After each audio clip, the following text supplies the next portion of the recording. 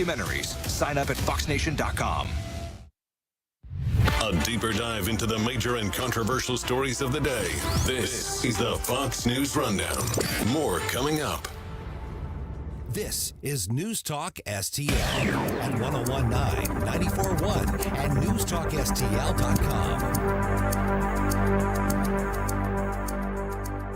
The Vic Porcelli Show. Reckless driving in St. Louis City is getting out of hand. How do we stop it? How do we fix it? We'll talk to David Stokes from the Show Me Institute Friday at 9:05. Weekday mornings at 9 on News Talk STL. Hey, I'd like you to get to know Dr. Daniel Cusimano and Dr. Megan Dwyer. Those are dentists and my dental team, along with their dental team at Advanced Dentistry of St. Charles. You know, whether it's economic value with their dental savings plan and their real concern about giving you value, which is, of course, quality at a great price, or whether it's their personal values, their dedication to absolute precision. I can tell you when I go in and get my treatment there, or just a cleaning, whatever, it's always, I get this feeling it's like laser guided precision. Well, yeah, they have lasers, but they don't do that for everything. Of course, it's the right tool for the right job. Whether it is dental implants, whether it's just general dentistry, cosmetic dentistry, and by the way, he can use some Botox in all the right ways for those applications as well. You'll find the greatest of care, the greatest value delivered with people who have real values, the values we share at Advanced Dentistry of St. Charles. Get to know them by calling 636-978-0226, 636-978-0226, or advanceddentistrynow.com. That's Advanced Dentistry of St. Charles.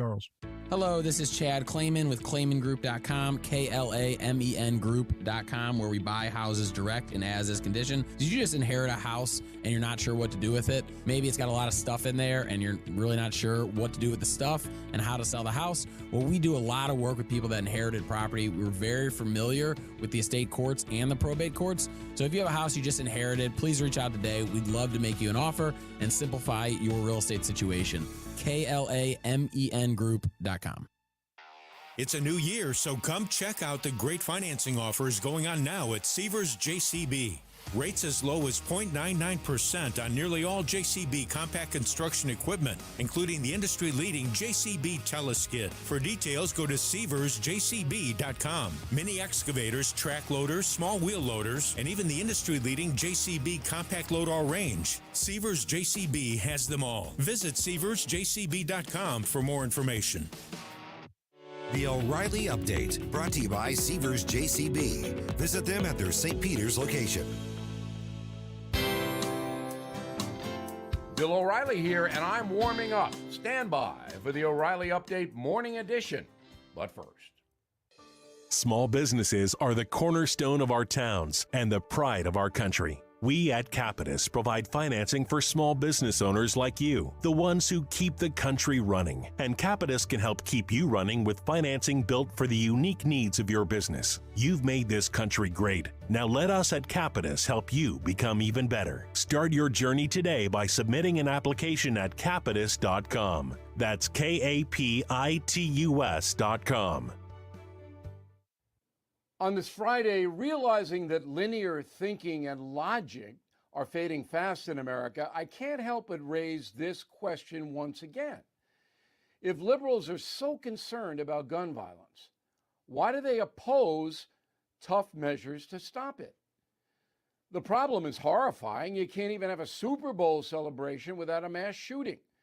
School kids gunned down, shoppers at malls in danger, criminal gang members shooting up neighborhoods.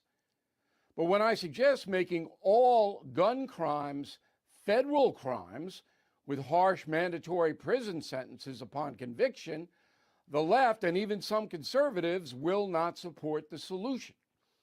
So here's a reality check. The Second Amendment of the Constitution allows law-abiding citizens to protect themselves with firearms within reason. You can't have a bazooka. That's not going to change. And individual states should pass public safety laws that provide as much protection as possible from criminals. But with about 300 million guns in circulation right now, bans are not going to work. Only tough punishment will. Sell an illegal gun, 5 years minimum. Carry an illegal gun, 3 years. Fire one, 10 years. First offense, no parole. That's the solution. Back after this. If you thought booking your timeshare was difficult before, you know it's almost impossible now. For more than a decade, Lone Star Transfer has helped thousands of owners legally and permanently get out of their never-ending timeshare fees. Lone Star Transfer guarantees the release of all liability to your timeshare in writing and in a specific time frame. For free, no-obligation consultation, please call 855-551-7066 or go to LoneStarTransfer.com. That is the Morning O'Reilly Update. More analysis later on. From the Michaels Flooring Outlet Weather Center. A wintry mix changes over to snow today, so be on the lookout for slick spots, especially later this morning and into the early afternoon. Temperatures drop to and then hover right around the freezing mark in St. Louis, so expect a dusting up to 2 inches from St. Louis to the south. Areas just to the north could see a bit more. The snow moves out just before the evening rush, but I want to keep a close eye on road conditions. Clearing tonight and cold, down to 20 early Saturday. Chilly sunshine tomorrow, a high of 35, but we're back in the low 50s Sunday afternoon. That's your First Alert forecast. I'm meteorologist Matt Chambers. When it's important to you, I'm not happy with Biden. I would like to see Nikki drop out. it's on News Talk STL. U.S. officials say the troops manning the outpost had a little warning. We will absolutely do what is required to protect ourselves, to continue that mission, and to respond appropriately to these attacks. News, analysis, opinion. I feel more informed when I listen. Number one for live and local conservative talk. 101.9 and 94.1 News Talk STL.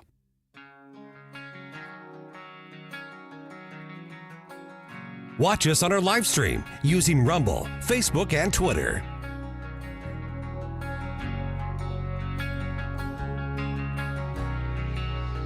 Let's get the day started right. This is Mike Ferguson in the morning on News Talk STL.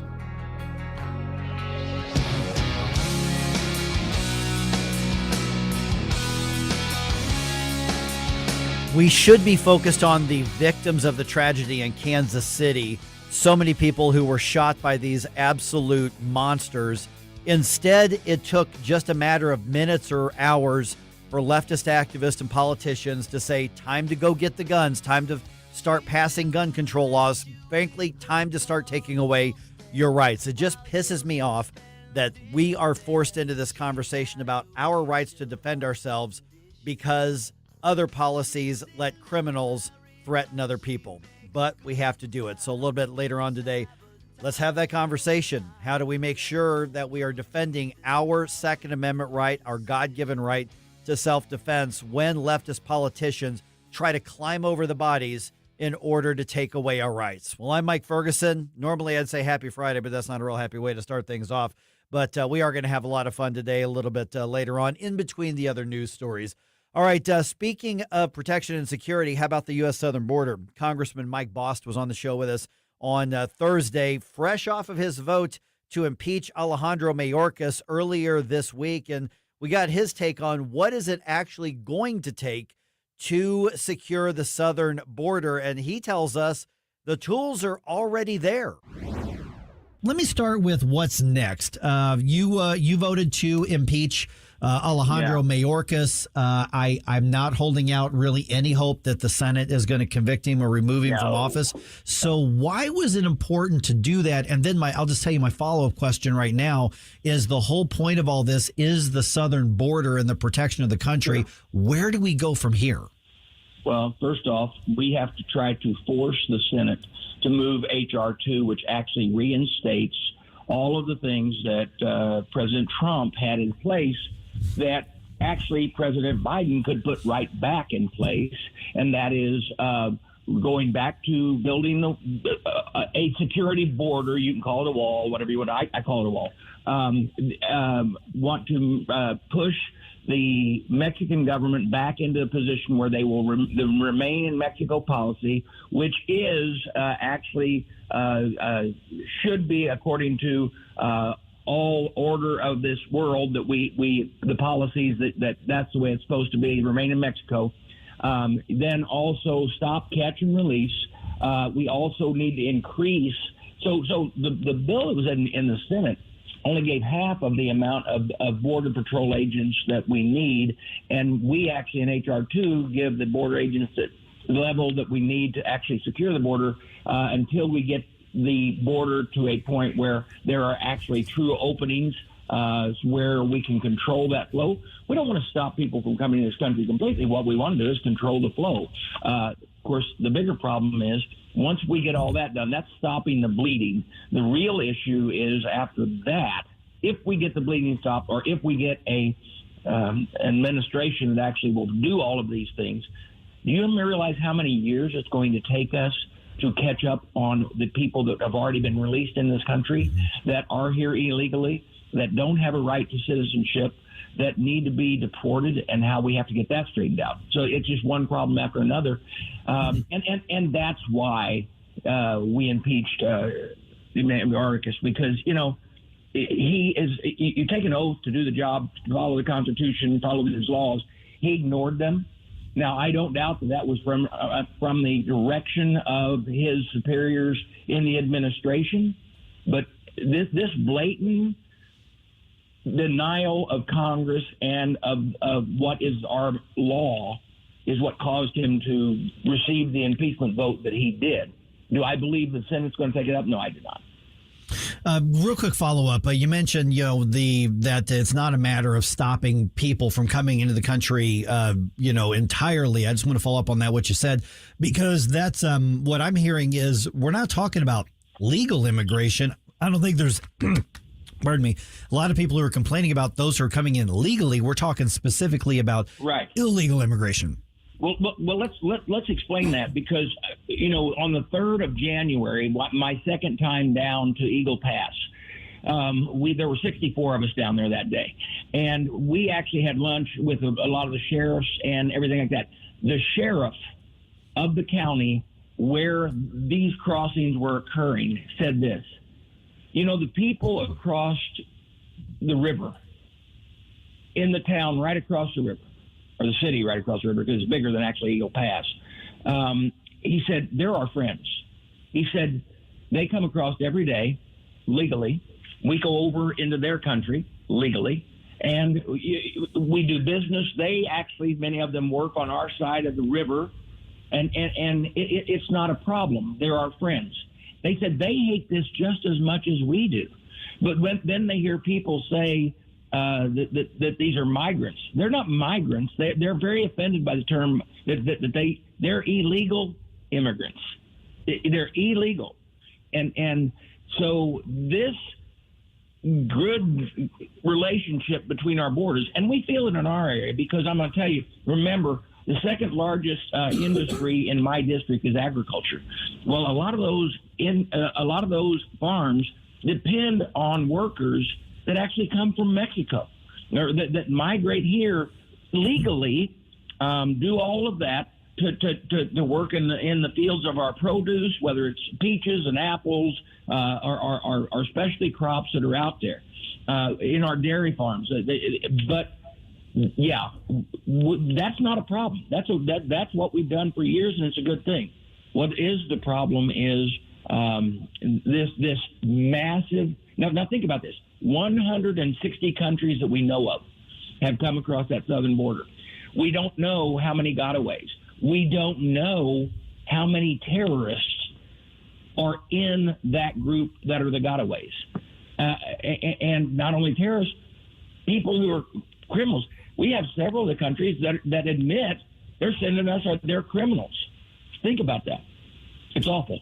Good morning, Mike. Gabe here. Hey, Gabe. Has there been much discussion about some of the things that used to be on the table for immigration reform prior to the crisis, like making stiffer penalties for the hiring of illegals and some of the magnet policies, that were on the table back in the day? Right. When I first came into Congress, we worked on a bill. Matter of fact, I think it's funny that, at any rate, my opponent says I vote for them to be given status here and everything like that, but I did not, and I do not. But at any rate, there was a bill that was called, well, there are actually two bills, Good Latch 1 and Good Latch 2. Each one of those bills, and this is the thing that we're looking at. One, to be able to make sure that employers use E-Verify. Okay, E-Verify is the computer system that makes sure that that person that they're hiring is here legally. And so, yes, that is being pushed on a regular basis, but everything has been pushed to the background because we're dealing with this other issue. But the E-Verify, also the system in which they do it. And I'm a big believer that for those migrants that come here and receive their visa to work in the ag industry, the EA1 visas, that they actually should be able to, that should be coordinated through the Department of Agriculture, not through immigration. And that's because they know why they come here, how many months they need to stay, when they need to do the touchback. Okay, the touchback means, okay, you can come here for 2 months, but you have to go back home for a month. Or you can come here for 6 months, you got to go back home for 2 months. These are all the things that we're working on, and the answer is yes, we're working on that on a regular basis to make sure that there is a sensible way to do that. Not only is it ag industry, but I'm going to tell you, we actually use a lot of immigrants come here to help us in the departments of science. A lot of our scientific engineering companies use them. There's no problem. Come here, but we just want to make sure we monitor that. Every other country does that. We should be able to do that in a sensible way as well. We are visiting with Congressman Mike Bost from Illinois, and because I need to ask this of everybody in Congress at this point, the Hur report, the special counsel report, says that they're not going to press charges against Joe Biden for the classified documents case, in part because he would be presented to a jury as a sympathetic figure, an elderly man with memory problems. I want to frame that correctly. What's your assessment of Joe Biden's ability to do the job of president, whether we agree or disagree with his policies? How do you assess his fitness for office? We've never seen a time like this. I don't think we ever have. Well, we did, but because of the ability to report what was going on, we had a president that was apparently disabled for some time, and the actual first lady was running the nation. But the sad thing is that whenever I read the report, I actually told my wife, honestly, as I was looking at it, I said, oh, it's a catch-22. I said, either he can stand trial or he can't be president. You can't have it both ways. He can be charged, stand trial, but under what was under that report, if he is in that condition, which I believe he is probably when we watch him on stage and everything like that, then he can't be president. So it's either one or the other. But yet the American people are sitting there going, okay, fine, that's just a report. No, and it's a double standard. It's a double standard because they didn't say he didn't commit the crime. They said a jury, the report just simply said, oh, well, the jury would probably let him off because he's confused. And look, all of us have that relative that either father or uncle or our mother or our grandmother or that is facing that time in life. Folks, we need a president that's on their game. I mean, we are facing, trust me when I tell you, we're facing some unbelievable times right now on the world stage. And we need a commander-in-chief who can make decisions in an instant and know why he's making those decisions. Not thinking about somebody that they think he visited with who died several years ago. This is a very bad situation. So among many of the things that Biden has claimed about his presidency, the successes of his presidency, is Bidenomics. That Bidenomics is working. What do Bidenomics look like in your corner of the woods? It doesn't, not just my corner of the woods. It's my entire district. People, their dollar buys them less. The fuel prices, even though it's funny because they're down compared to what they were when he first did the damage. Okay, it is one thing after another that inflation has caused. Look at the housing market.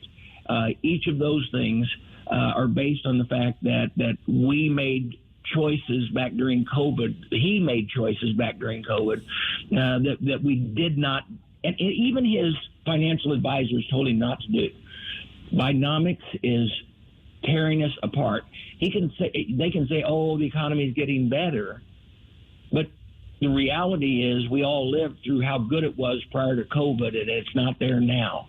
And we need to make sure that the people that are out there working every day, they don't have to choose between the elderly getting their medicine or getting food, or making decisions on what a family can do when their children are going to school and what they have to pay for. Because what you're paying for, putting fuel in your tank to go to work, and what you're paying for to put food on the table is a whole lot different than what it was 4 years ago. Final news roundup of the week comes your way in just about 2 minutes and 41 seconds right here on 101.9 and 94.1 News Talk STL.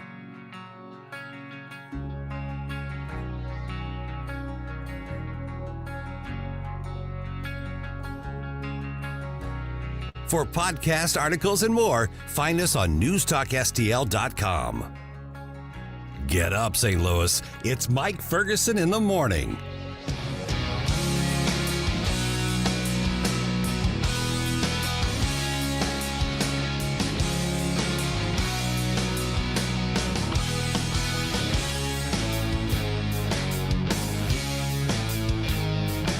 St. Louis's place to talk.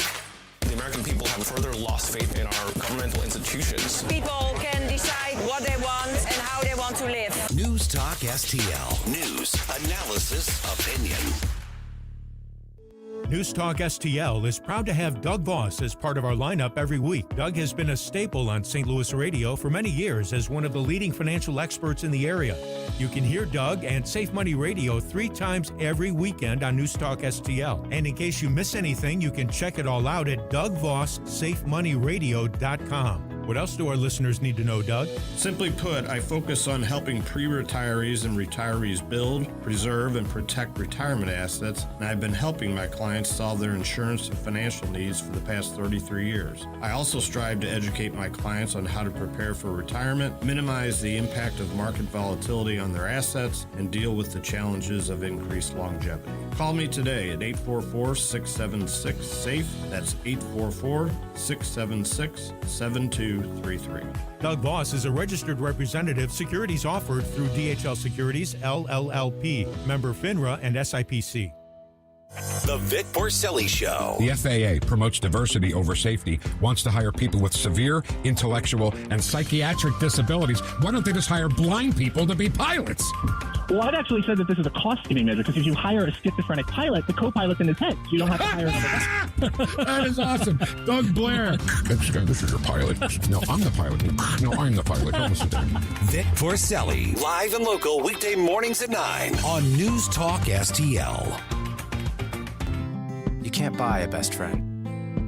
You can love them, walk them, pet them, and care for them, whether they want you to or not.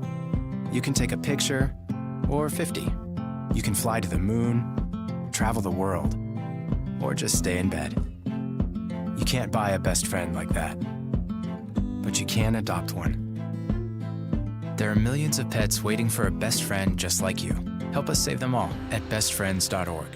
This news update brought to you by Anton's Plumbing and HVAC. Call Anton's at 314-338-3941 or visit them at antonshvac.com.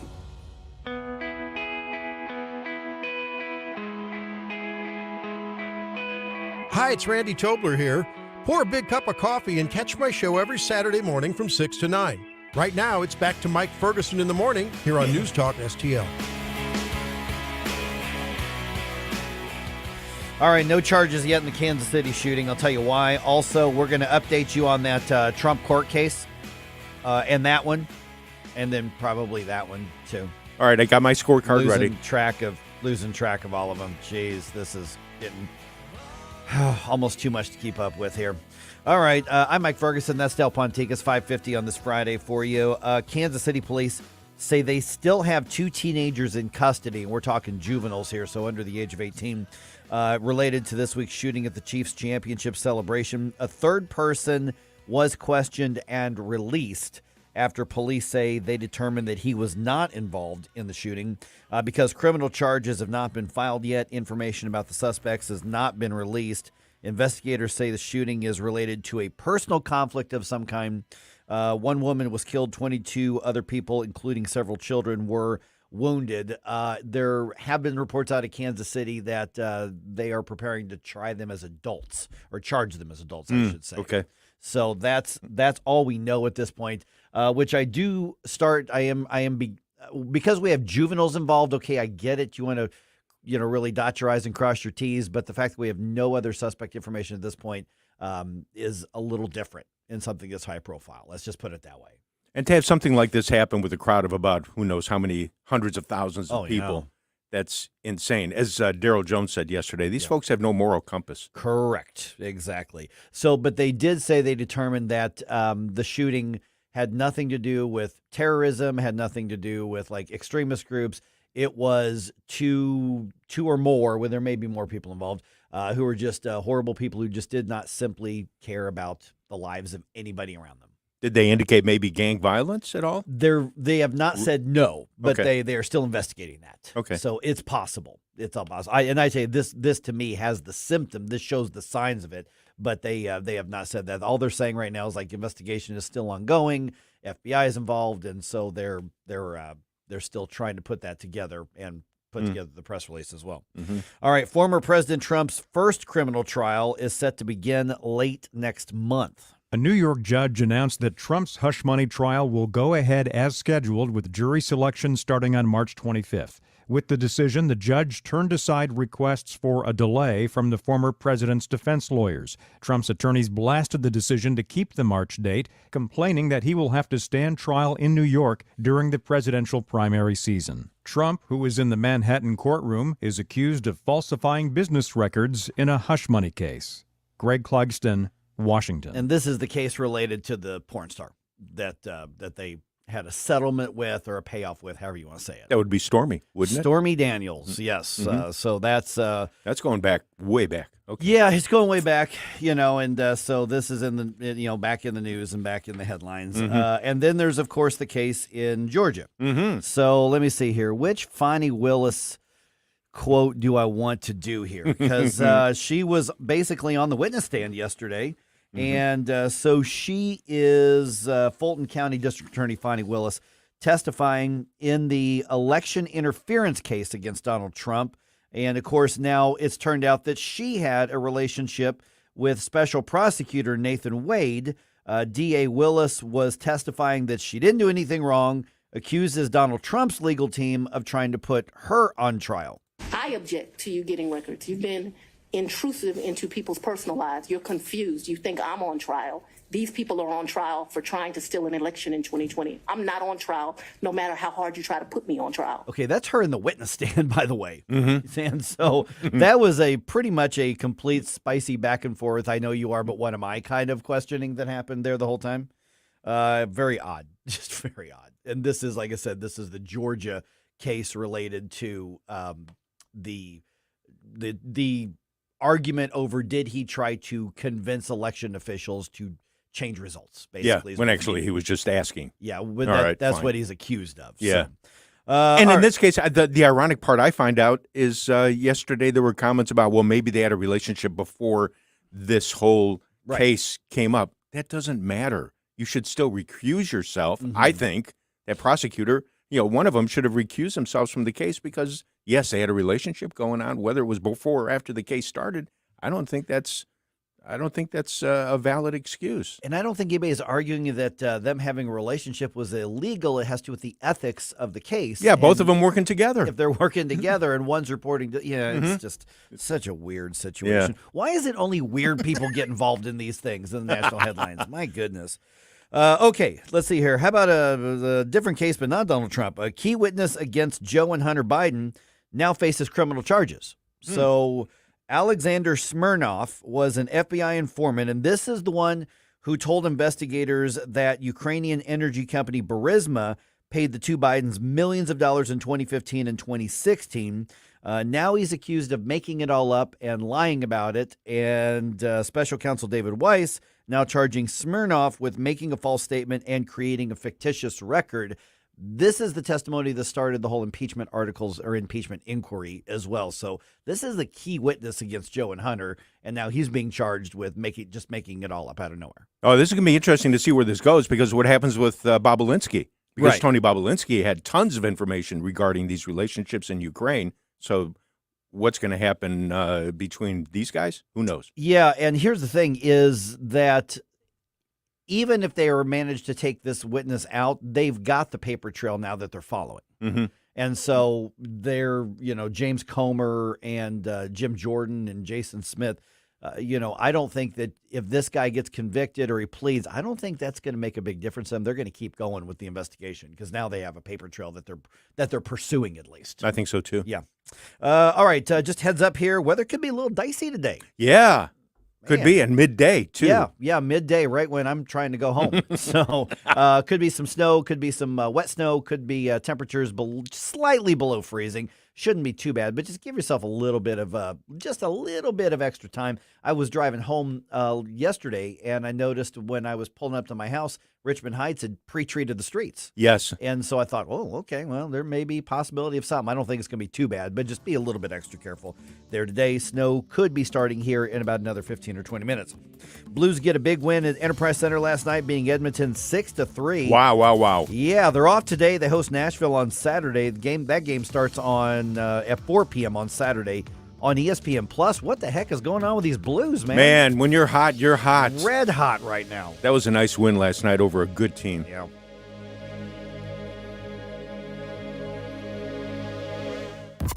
I am an atheist. I really am a liberal. But I'm also a conservative. No matter your side, I'm a Democrat. I'm just a bit angry, frustrated conservative. no matter your inclination, I'm probably a liberal, maybe more in the middle. we're here for your place to talk about it. I'm the progressive liberal Democrat that you said is afraid to call you. St. Louis is #1 for conservative talk. And I'm sure we'll have a robust conversation. News Talk STL. My friend, death is certain. Are you prepared? Larry Connors here. I don't want to scare you, but your funeral plans are an important conversation you need to have with your spouse, family, other loved ones.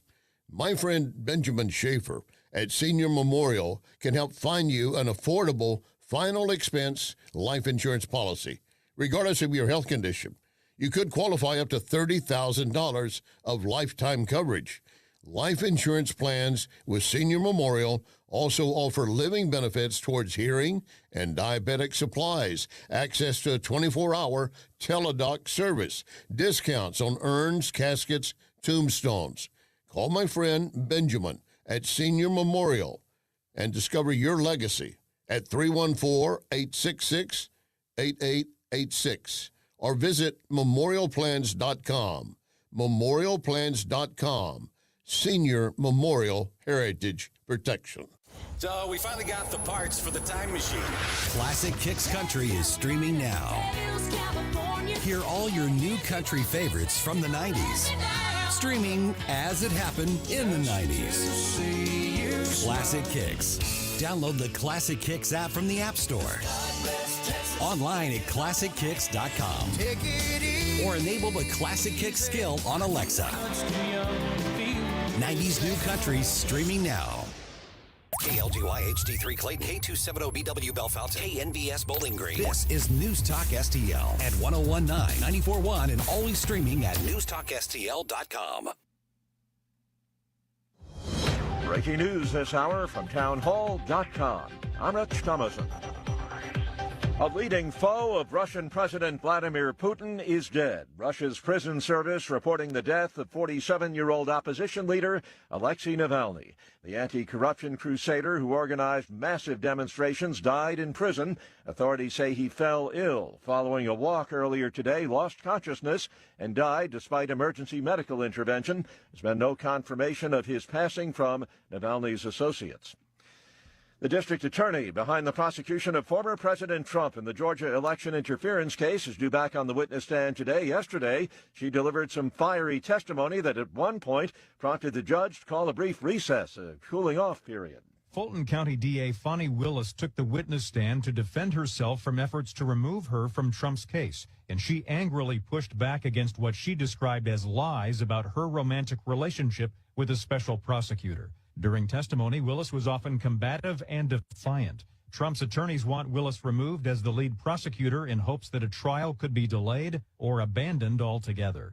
Greg Clugston, the White House. A verdict may come today in former President Trump's New York civil fraud trial. Mr. Trump denies any wrongdoing. His lawyers vow an appeal if the judge rules against them. The former president not backing down from his argument that some of America's NATO partners do not pay their fair share of the cost of defending themselves. NATO countries have to pay up. They have to pay their bills. The United States is in for $200 billion, and they're in for $25 billion. Mr. Trump provoked sharp criticism recently when suggesting that under his watch, the U.S. might not come to the defense of deadbeat NATO partners who are threatened by Russia. Watching Wall Street, the Dow futures are down 38 points, NASDAQ futures up 105 points. More on these stories at townhall.com.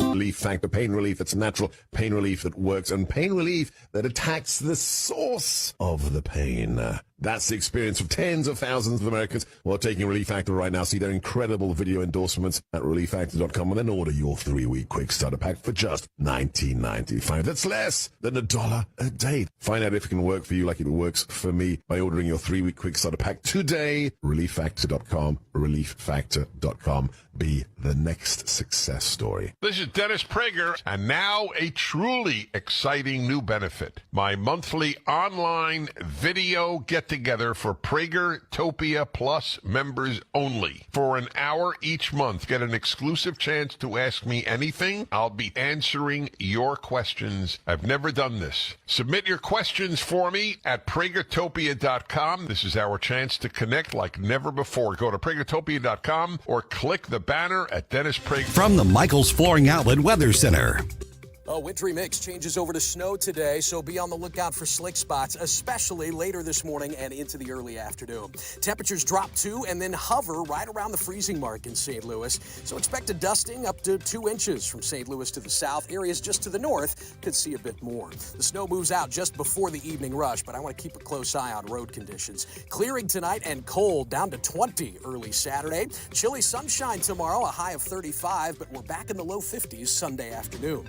That's your First Alert forecast. I'm meteorologist Matt Chambers. This hour of News Talk STL brought to you by Senior Memorial. Give Benjamin Schaefer a call at 314-866-8886 or visit memorialplans.com.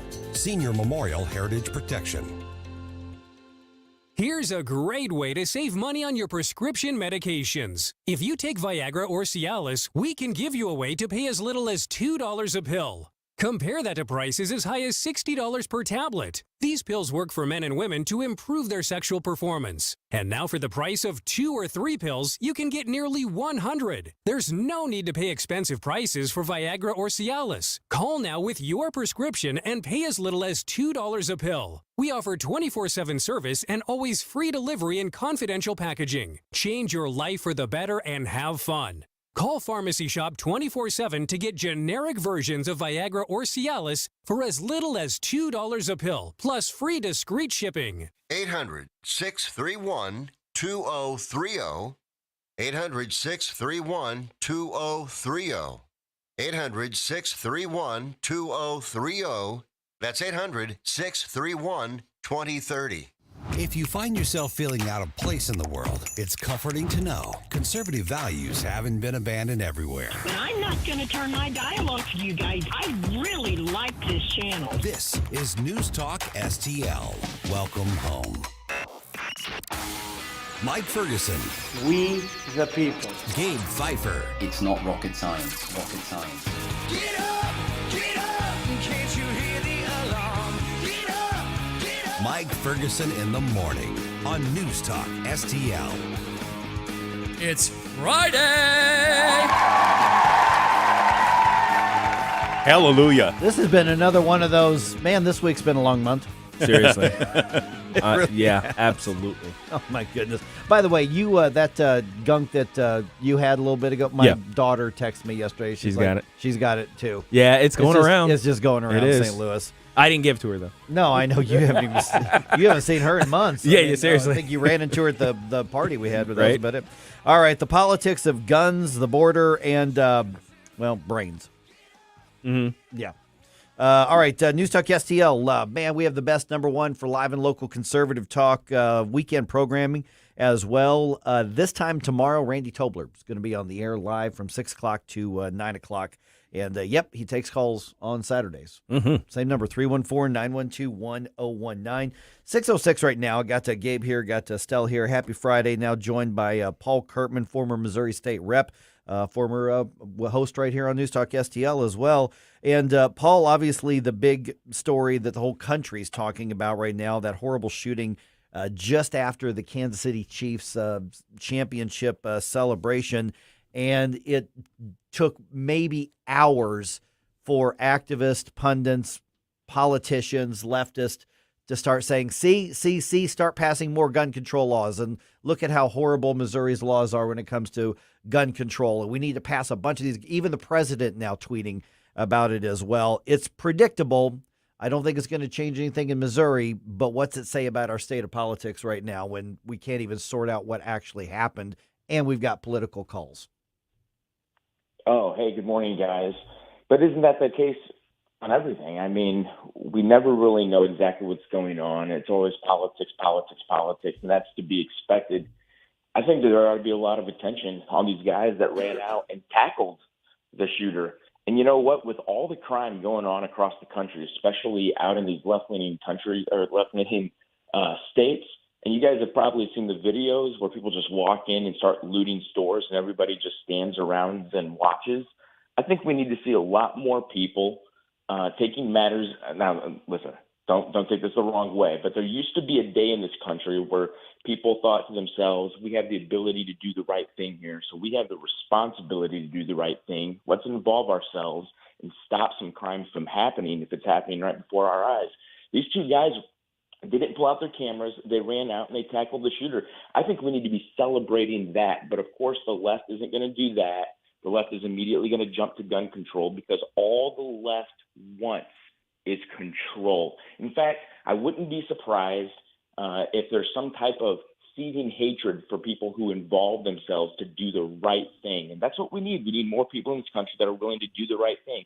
You see somebody walk into a grocery store and just start looting it, stand in front of the door. Like, it's about time this crime stops in the country, but we're not going to see that because everything has been turned into politics and we bully people out of actually getting involved. I think we need to be celebrating these guys. I would like to know who they are. I'd like to see them get a parade for running out and tackling the shooter. So it's politics, and that's what we're becoming used to. And I think it's desensitizing people to actually involving themselves to just start getting the right thing done, standing up and protecting their fellow citizens. I don't know who these guys are, but we need to be celebrating that. Good morning, Paul. Gabe here. So we've got the people looting and causing all kinds of problems for these big corporations, and I imagine they're spreading the cost of that love around the country, contributing to the already inflated prices that we're dealing with. The inflation report for January came out and said that inflation is up again under this administration. One of your deals here is that you are our financial guy, and on top of everything else, what say you about what's going on with the economy? Oh, man, guys, you're going to have to give me your whole show here. Hey, okay, that means I got the day off. See ya. Guest host, Paul Curtman. There's so much to talk about because inflation hasn't quite come down. I put a video up on my investment page talking about this just last week because people are asking, what are we going to do with the markets? If you notice what's happening in the markets, right, the S&P 500 is up over 6% just over the last couple of weeks, and it's all really on the hope that the Federal Reserve lowers interest rates. Why are they talking about lowering interest rates? Well, because inflation's coming down. We've seen some good economic data. But then the next inflation report comes out, to your point, Gabe, and it's not as low as we're hoping it to be. So that tables the discussion on whether or not we're going to see a rate cut in May. But still, the market keeps going up. I think there's a lot of people that have just experienced burnout. We've had 2 years now of a bear market. People haven't seen their accounts grow.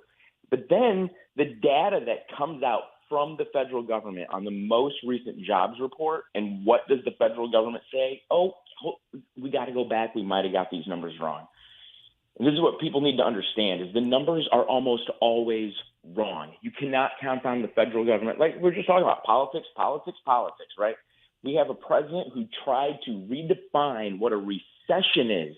I mean, we got people losing their jobs. We have tech industry laying off hundreds of thousands of people over the last couple of years. We have had new vehicles hitting the road without all the proper microchips that they need in order to fulfill the functions of those cars, happening during this president's administration. And all we're being told is, oh, this isn't really a real recession. We're not really in a recession. There's going to be a chart that comes out at some point in time in the future by some economist who says, you know what, let's measure the economy the way we always have and not change it to meet the political narrative of people running for office. And you're going to see all kinds of gray lines and new graphs, and you're going to realize exactly how bad some things have really been. But the market continues to go up because people are putting their hope and trust in a lower interest rate. They're putting their hope and trust in some of these numbers coming out from the federal government. I do believe that the market is going to go up a little bit because it's inflation. And everything during an inflationary environment, the cost of everything goes up, and that includes the cost of shares of companies that you own in your portfolio. So we're going to see the market continue to go up a little bit, but this hype that we're getting, I think, is a mixture of burnout from the last 2 years and hope that the Federal Reserve lowers interest rates. But listen, folks, hope is not a strategy. So be a little bit more thoughtful when you're putting that portfolio together than rather just what the Bureau of Labor Statistics is saying. Don't pin your hopes on government data because it's almost always wrong. Good morning, Paul. Stell here. Since you've got your financial cap on and you're talking about portfolios, I saw in Fortune magazine that Mr. Amazon and Mr. Washington Post is moving. Mm-hmm. Guess where he's going? Hey, It's not New York. It's not California. It's not Illinois. It's not Michigan. Would you like to take a guess where he's moving? And you might want to look around your town. I saw this in the news, Stell, and I was wondering who that person was that just bought the house next to Yeah, there you go. And that yacht that pulled up at the beach, yes. Yeah. Yep. This is what people do. Listen, when it becomes too expensive to live in your state, it only makes sense that people are going to find another state where they can live where it's not as expensive. Listen, people go shopping and they look for the best deals on blue jeans. People go shopping and they look for the best deals on clothing or electronics. I mean, is where we live, is that the only place where people decide, it doesn't matter how much it costs to live there. I'm going to live there because I love the politics. People don't think that way. People want to live someplace where it's affordable, where they're not going to be nickel and dimed to death. They want to live someplace where the government's going to cooperate with their ability to earn an income or a living. And it's not just Jeff Bezos or Donald Trump, right? There are hundreds of thousands of people that have left California looking for other places to go because it becomes too expensive. They're losing congressional districts because there's not as many people living there as there used to be. And where are these people going? They're going places where the government cooperates their ability to live and earn an income and provide for their family. And they're looking at places like Tennessee, Texas, and Florida because those people in those states have laws and representatives and governments that generally support the idea of freedom, and that you cannot separate individual freedom from economic freedom. They are one and the same. So wherever you're going to go that is protecting your freedom of speech is also a place where you're going to go and have more freedom to spend your money how you want to. All right, we're visiting with Paul Curtman. Paul, just got a couple minutes left here. Real quick, the upcoming physical the president goes through every year. Karine Jean-Pierre was asked about, okay, well, now that there are concerns about the cognitive ability of the president, will he be doing a cognitive test? And they just dismissed it and said, of course not. We're doing it the same way as before. There are no concerns. What about the pressure for a president to undergo and successfully pass a cognitive test, if not by rule, by, should that be the tradition? Right now, obviously, a lot of Americans are concerned about the cognitive ability of the president, but should that be something that's standard along with a physical exam? I think a physical exam makes sense. I think if you want to fly a plane, you have to take a physical exam. Why? Because there are physical pressures whenever you are 30,000 feet in the air. But there's also physical pressures whenever you have a high-stress job, right? I mean, blood pressure, different things that will affect your heart or your internal organs. That all makes sense to me. I am a little apprehensive to say, hey, we need to have a cognitive test. The cognitive test should be the American people just voting for somebody who has the ability to put together a coherent sentence. What concerns me about a cognitive test is how political that could become. Well, this person's not smart enough. Or I don't like the way they think. I don't like the order or the logic that they put together to come to their conclusion. People think differently all the time. I mean, I've been at positions before. In fact, recently, just a couple of weeks ago, somebody talked to me about how differently I think about the problems that I'm facing in my business. And I don't think it might not be the healthiest thing to have a cognitive test that could become political. I mean, what are we going to know what that test looks like? Are we going to know what kind of questions they're asking? Are we going to know how to interpret it ourselves to determine whether or not the president thinks well, if he has a mind that's working? I don't need a cognitive test to know that Biden's mind is not what it used to be, because he's on the camera and we see the gaffes constantly. I don't need a test for that.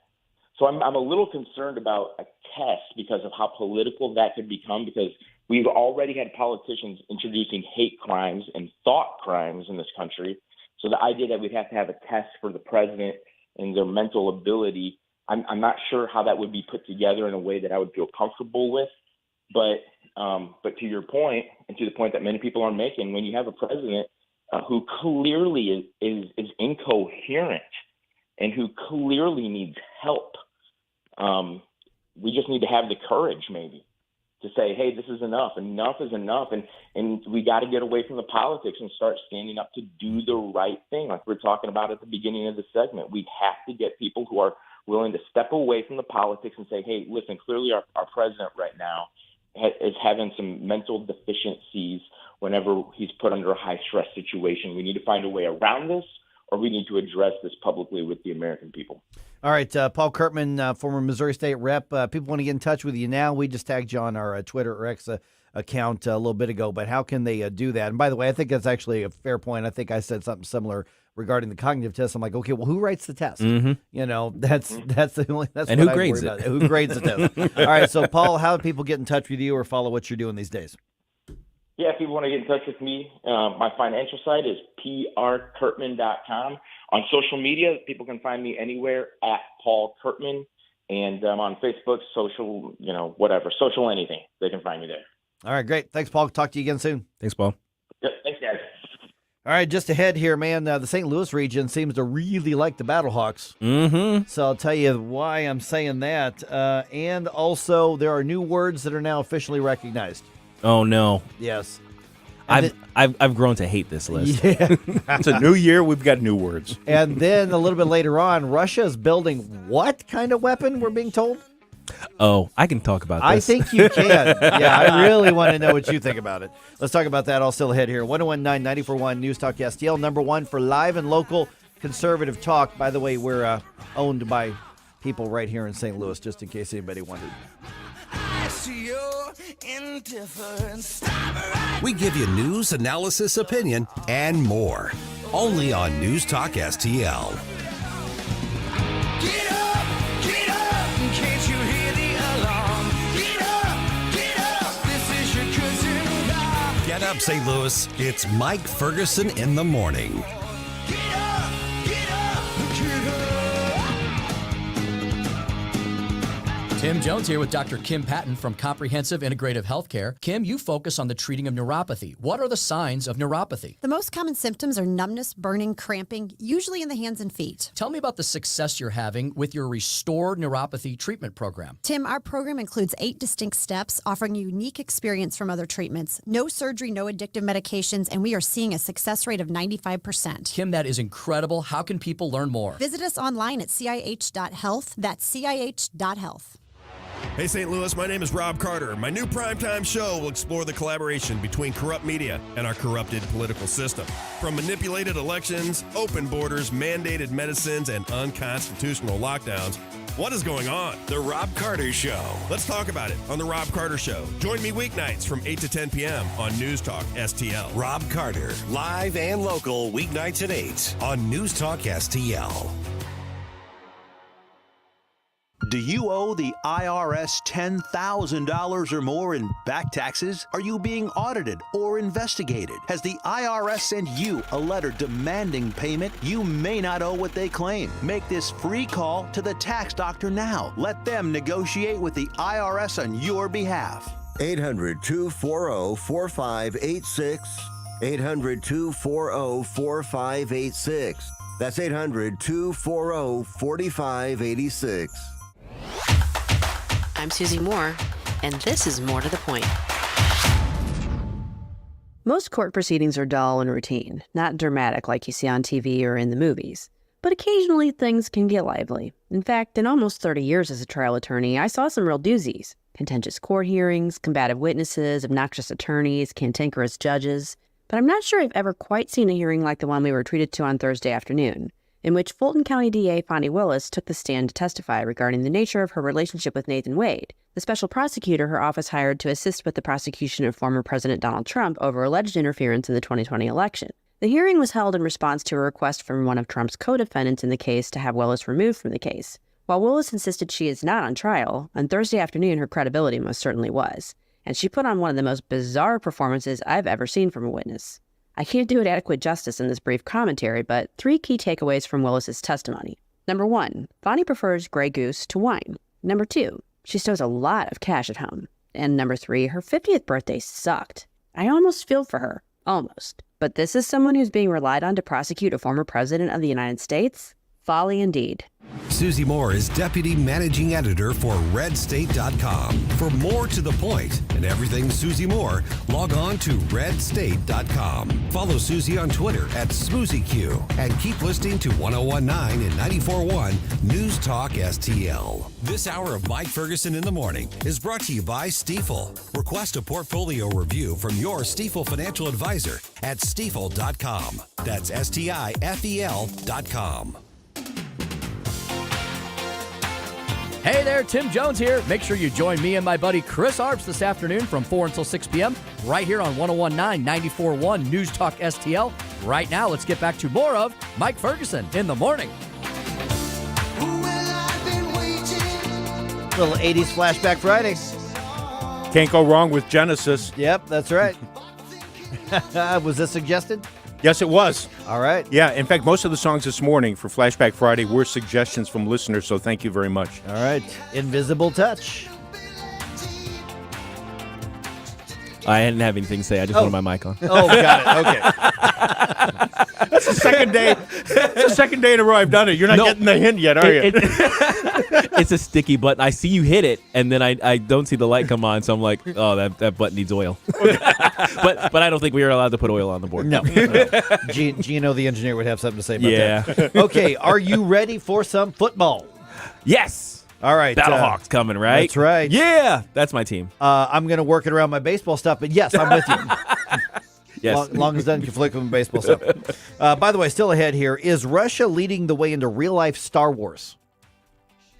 That's a good question. Yeah, well, there's a couple layers. Is there the real-life Star Wars, and is Russia actually leading it? Yeah, Okay. That's a few questions there. Yeah, because the answer is maybe. We're going to talk about that around 6:35, and we're going to tap into Mr. Rocket Science's I have knowledge things of to this. say. Yeah. I have things to say. Hey, these Battlehawk ticket sales are going pretty well. They're still doing the season ticket sales. Right, they're not doing the individual games Not yet. just yet. Yeah, so the season ticket the season tickets are the ones. That's why the prices are so high. By the way, if you click on any of the links that you're seeing going around social media to buy tickets for Battlehawks, and you're like, "Geez, these tickets are so high." That's for 5 games. That's a whole That's every part of the home season. Yeah, divide by 5, and that's your per game. Well, they've just released season ticket sales in 10 more 400 level sections. Okay, yeah.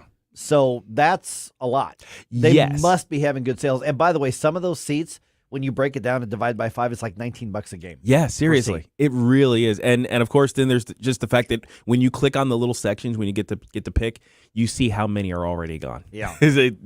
When we first heard that the UFL was a thing, and I went and looked at the ticket sales, most of the sections on the 50-yard line were gone already. Oh, I believe most it. of the seats there were gone. Well, and people like us who went to games were like, this isn't a typical football game. This was a party and a football game. Oh, it was so cool. It was so cool. I was so excited. I did get a little video, like as everybody's screaming, I kind of did one of those things. I kind of looped around because I got really good seats for I don't think I got the home opener, but that first game that Janet and I went to home, we splurged and spent basically what the nosebleeds would cost at a Rams game back in the day, and we got basically at the 50-yard line. It was really close. It was really close. We were like, I don't know, 15 seats back from the field, so it was really nice.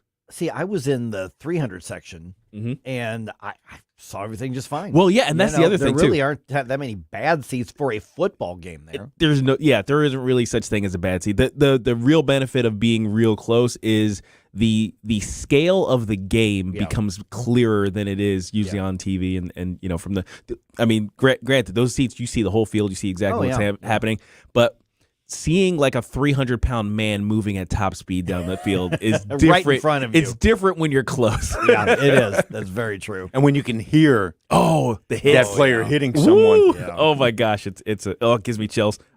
Dang it, I need to buy tickets. Bottom line is if you want season tickets, you might want to move sooner rather than later. Yeah. They will release single game tickets at some point, but everybody, they're gonna put the season tickets out there. I don't know what tickets are going to be left for single game tickets at some point. Yeah, I think at best you're going to get the single game tickets on the aftermarket as the season ticket holders look at their schedules and they say, okay, I can't make this game. Right. Here it goes on the market, and then the ticket price per game is going to jump a lot. Yeah, because there's 5 games, and I may go ahead and buy some season tickets for me and Rachel. But I know there's 2 of those that I probably won't be able to go to. Oh yeah, absolutely. Well, the home opener is an evening game. Yeah, which I won't.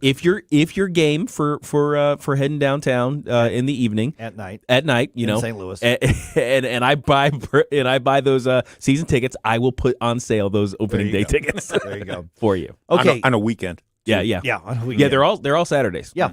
Yep.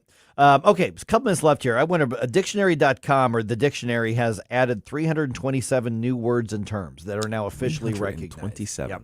And they always add some new every year. But some of these are just basically, the fad. Yeah. What those young people are saying these days. Yeah, I mean, I appreciate when they incorporate, new terms that are kind of technologically driven. Like back in the day, email became a real word. Right. Right. Okay, it's like, I get it. Oh, okay, I got it. Blockchain became kind of a term that meant something. That's fine. How about the ick? The ick. Oh, I love that TV show. Oh, that was the tick. I'm sorry. Yeah. You know what gives me the ick? Yeah. People who use the ick. Yeah. So the ick now is officially defined as a sudden feeling of disgust or dislike, often in response to the actions of another person. So that's now an officially recognized term in the dictionary is the ick. I hate humanity. Pretty much my perspective on the government. Yeah. The government gives me the ick. Okay, how about this? Just mid, M-I-D. Mid. Oh, gosh. Yeah, I know what mid means. What's mid mean? You're kind of average, Yep. and it's usually in reference to beauty standard. Oh, is it? Okay, yeah. okay. So the thing is, it's like, oh, wow, this person is really beautiful, but, that girl, she's mid. Okay, I see. I've never heard that before until today. I did not know that. Yeah. Yeah. Let's see here. Bussin'. Oh, gosh. B-U-S-S-I-N? Yes. Yeah. With a little apostrophe where there should be a G, but there's not. Busting. Bussin'. Yeah, it's like the kids would say back in the day, this party's popping. Now they say this party's bussin'. Or this chicken is bussin'. Okay, there you go. It's like the opposite of mid. It's great. It's great. good. Yes, exactly. Okay, let's see here. But you wouldn't use it as for beauty standards because that would feel weird. How about this? or for working in a restaurant. Because that's what you do to tables. Yeah. Barbiecore. No idea. Barbiecore, one word, is now officially recognized. Okay, let me see if I can work it out in my head. Too pink. Barbie, hardcore. So Barbiecore is just going in on the Barbie aesthetic. Yep. Mm-hmm. Man, I'm good. Pink outfits, accessories, and decor that celebrates Barbie. But I also hate it. Yes. Gives you the ick. It gives me the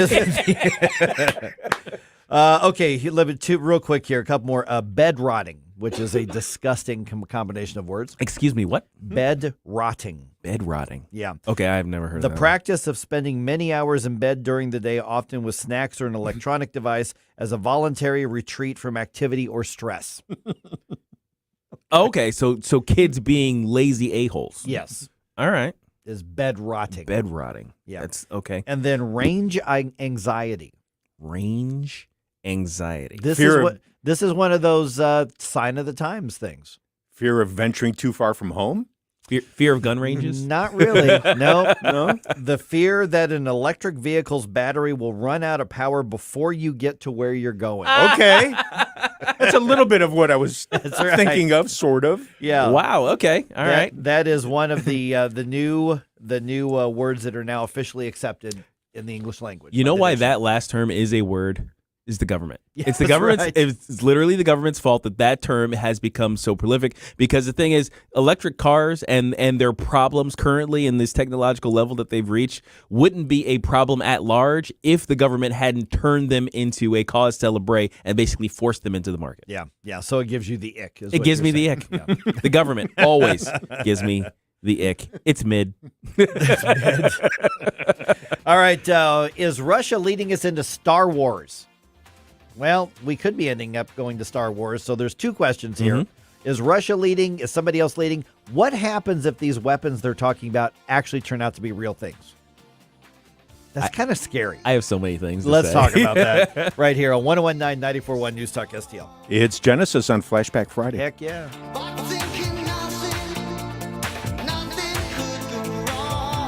Like and subscribe to us on Rumble. News Talk STL.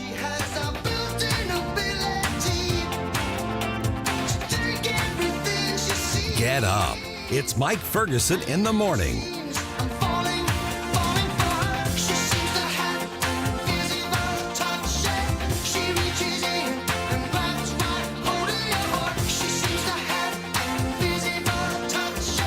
From the Michaels Flooring Outlet Weather Center.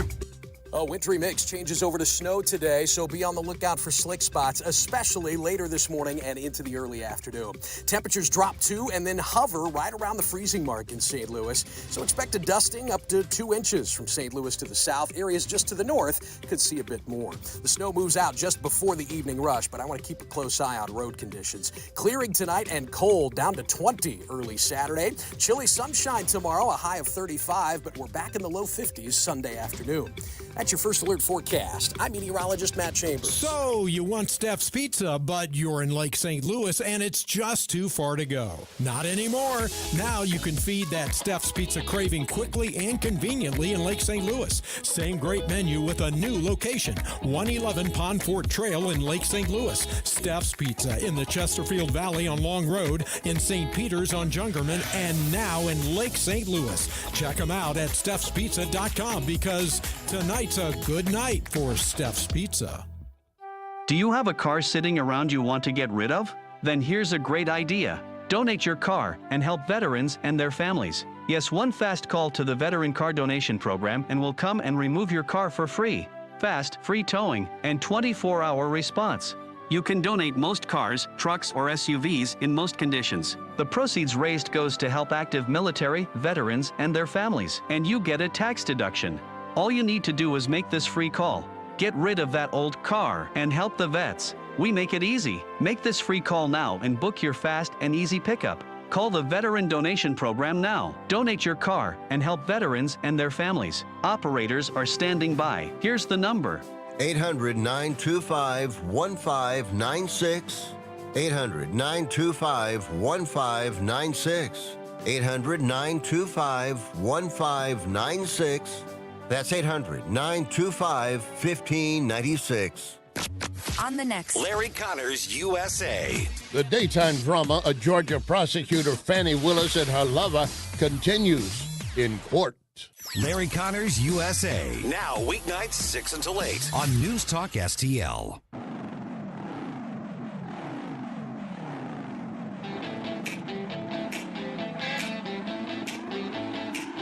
Hey, this is Larry Connors. Make sure you're listening later today at 6 o'clock on News Talk STL for my show, Larry Connors, USA. Now, back to Mike Ferguson in the morning.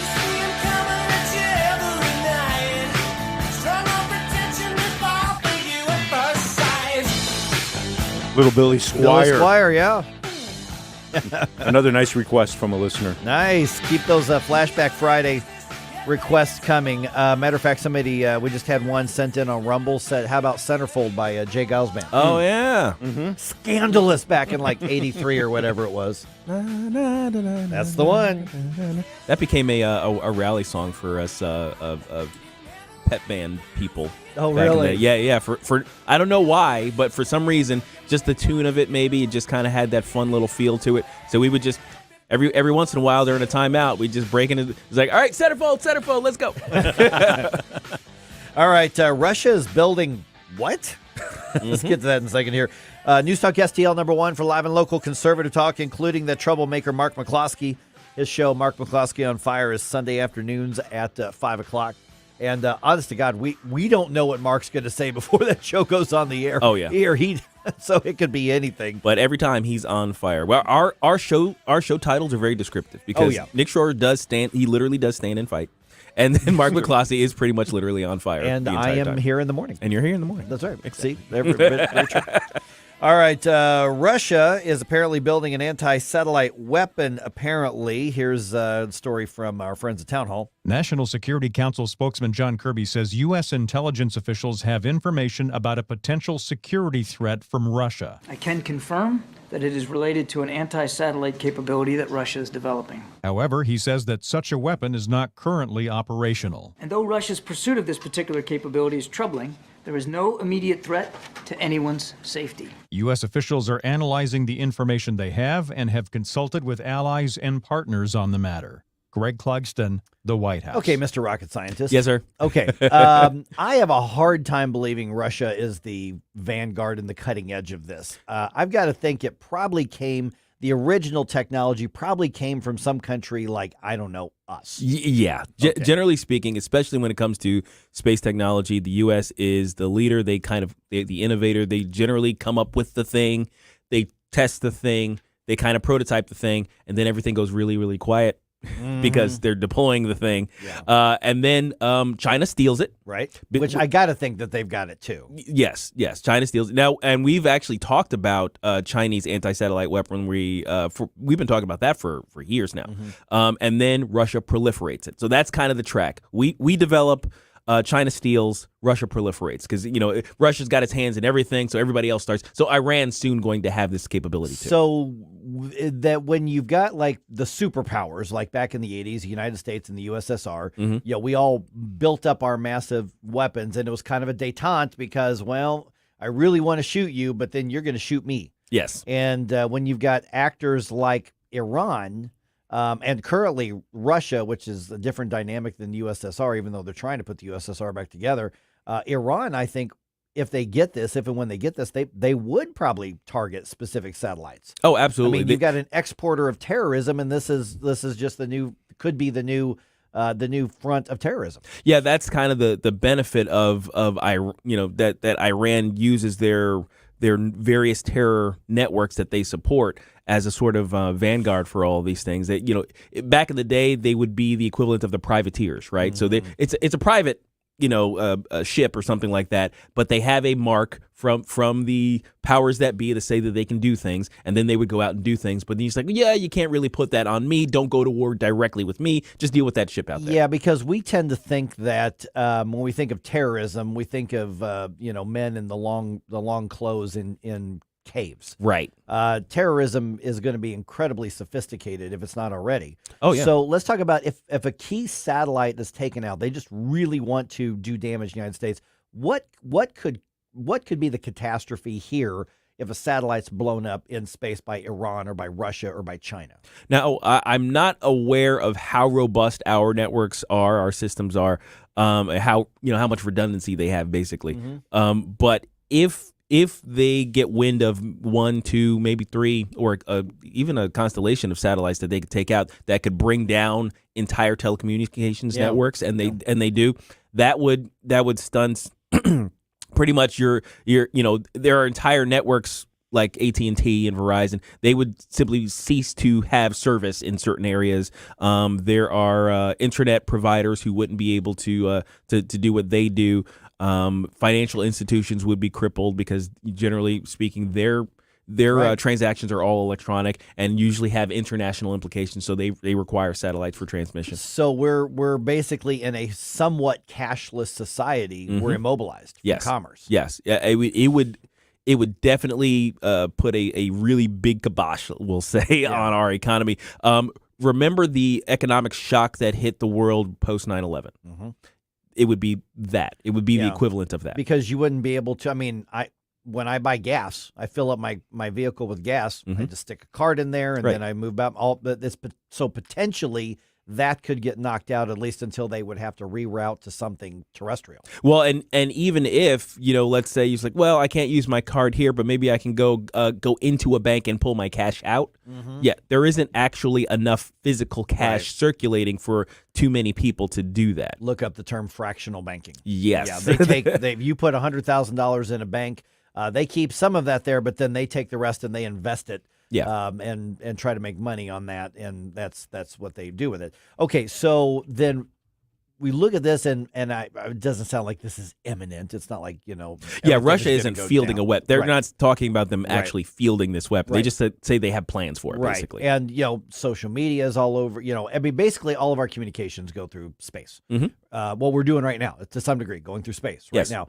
So if this gets knocked out, I mean, of course, and then satellite, you could also have coordination with utilities and all that sort of thing. How do we get through that? I mean, what happens if that happens? Are we ready for something like that? And let's not even talk about government, because I'm pretty sure government's not ready for something like that. But what about our house? How do we get through it? Well, if you think about what happens in a snowstorm, right? I know we've got snow coming, and generally speaking, what I've noticed out here in the Midwest is people say, "Oh, an inch of snow is a snowpocalypse." So I'm going to run out to the grocery store and prepare for my French toast party. Milk, bread, and eggs. Those are the staples, and then anything else I could get my hands on. Remember what happened with toilet paper during the pandemic? So that type of thing. The panic ahead of a thing or in response to an imminent thing or a sudden thing, like our surprise storms occasionally, like that windstorm way back in the summer, that one time that knocked out power for a good long time. Blew my gazebo off the foundation. Those types of things basically make people think, oh my gosh, I have to prepare longer term than I usually would. This stuff is going to be gone. I gotta run out and get it. So it's going to shock the market that way first, because people will hoard and build up stores that they usually wouldn't. They would attempt to anyway. Now with the satellite crashing thing, that may be troublesome because all of a sudden only the people with cash on hand will be able to do that. Right. But here's the other thing: is that, can you imagine in America where you can't get onto your email, you can't get onto social media, you can't call somebody, you can't text somebody? All of a sudden we are cut off from that communication. In addition to the communications that has with every other aspect of our lives, I think you get a panic. I think we are so addicted to the digital everything, so reliant on it. I think you have a massive panic. Oh, absolutely. Well, and what's interesting too is because things that are supposed to be our backups, like radio, terrestrial radio, they would have trouble too because of the connections to satellites that all of them have developed. So, we'd be able to broadcast, but we wouldn't be able to receive information from basically outside our immediate area. For the most part, we could probably call people. I think if you have a landline, maybe. Yeah, we were just talking about cutting landlines, right? We don't have a landline in our house. If you have a landline, I guess some businesses still have landlines. Yeah. Most businesses have gone to voice over IP too. Yeah. So there are so many things that would simply cease to be. So then what should we do to say, if this is even possible in the 6 months, a year, 2 years, 3 years, is this something we think about now? We're like, yeah, they'll figure it out. Oh boy. Well, the hard part is correcting the problem of down satellites means launching new satellites to replace them, and that would be a logistical nightmare in and of itself, let alone a logistical nightmare in the midst of not having the type of communications capability you would normally have. So we're talking about basically being ready to live on your own without having to go outside, do anything for like a month. Maybe 2. A month, man. Maybe 2. So that means, little bit extra non-perishable food. Yeah. A little bit extra oatmeal, a little bit extra pasta, a little bit of extra canned stuff. Rice. Which big bags of rice. Yeah, rice. Which and that's the thing is you don't have to go on full on prepper mode, but you just say, hey, we're in the Midwest I've always thought you should have a week's worth of food available to you in case of a tornado. Yes, just or natural disaster stuff. Yeah, yes. Things that actually happen. So maybe you start building up a little bit more than that. Yeah. And if there's something this were to happen, would something like natural gas or electricity be affected? I don't think natural gas, just because they even survive power outages in many instances. And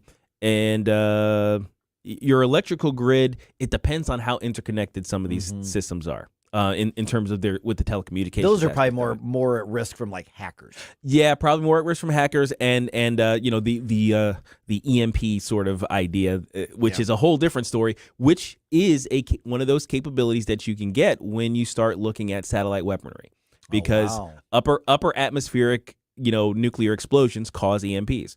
So if you have a little nuke that you could drop into the upper atmosphere over a country from a satellite, now you can create an EMP that wipes out entire, a quarter basically of America in one go. Wow. It's Flashback Friday, so Don on YouTube said that you are describing Thriller by Michael Jackson. That's right. Yeah. All those crazy people, the funk of 40,000 years kind of coming up out of the ground, and trying to get to the supermarket to get their French toast party on. But the other aspect of this too is I want to remind everybody, every single person who made fun of Space Force. Yes, indeed. I thought about that this morning. Yeah. Suck it. I was saying that, maybe it was just me being, forward thinking in terms of wanting, Star Trek to be a real thing. But we absolutely need a military force that is dedicated to warfare in beyond our atmosphere. And this is the type of thing that we're talking about. That if we have to counter satellite weapons from China or Russia or things like that, we need satellite weapons of our own, anti-satellite weapons. Yeah. So guess what? Space Force is poised exactly to do that kind of thing. All right, and Gabe's going to try to beam himself up here during the next segment here. All right, we're going to get dump some news on you here, including the updates on some of the Trump trials, those situations, plural. As well. And we still do not have names as far as the suspect in the Kansas City tragedy as well. So let's dump some news on you here on 101.9 94.1 News Talk STL. I need to go look at all my prepper food supplies on the line here.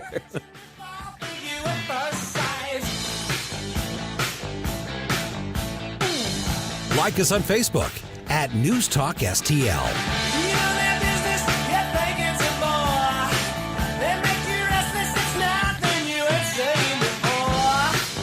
Get up.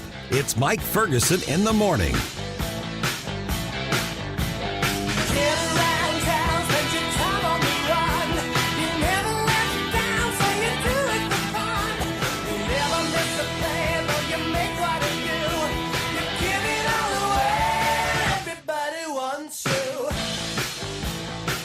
Live and local.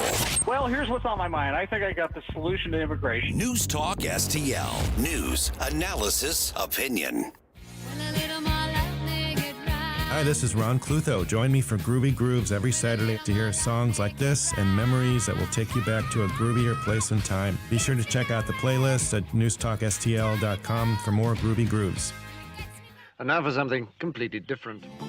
Just a good old boy. Groovy Grooves with Ron Clutho, Saturday nights at 10 on News Talk STL. Beats all you never saw. Been in trouble with the law since the day they was born. Missouri Wild Alchemy is a local and family-owned business dedicated to providing consumers with high-quality cannabis and education. They strive to make customers feel comfortable and to help curtail the stigma of cannabis use by having a professional and well-educated staff. They're proud to carry products from several Missouri cultivators and manufacturers. Missouri Wild Alchemy, now serving recreational customers 21 and above, as well as patients. Follow them on Facebook and Instagram, or visit MissouriWild.com. That's MissouriWild.com. Columbo and Katie. When it comes down to getting in the ballot box, Democratic voters vote for the Democrat. Yeah. Republican voters are typically more in tune with the policies of the candidates, not the party in general, of the candidates. And if they don't like a candidate, they won't vote for him. But you need to understand that the team that you're going against, they're going to vote for the letter no matter what. Tony Columbo, Katie Fitzpatrick. Weekdays at 2 on News Talk STL. This hour of Mike Ferguson in the Morning is brought to you by Stifel. Request a portfolio review from your Stifel financial advisor at stifel.com. That's STIFEL.com.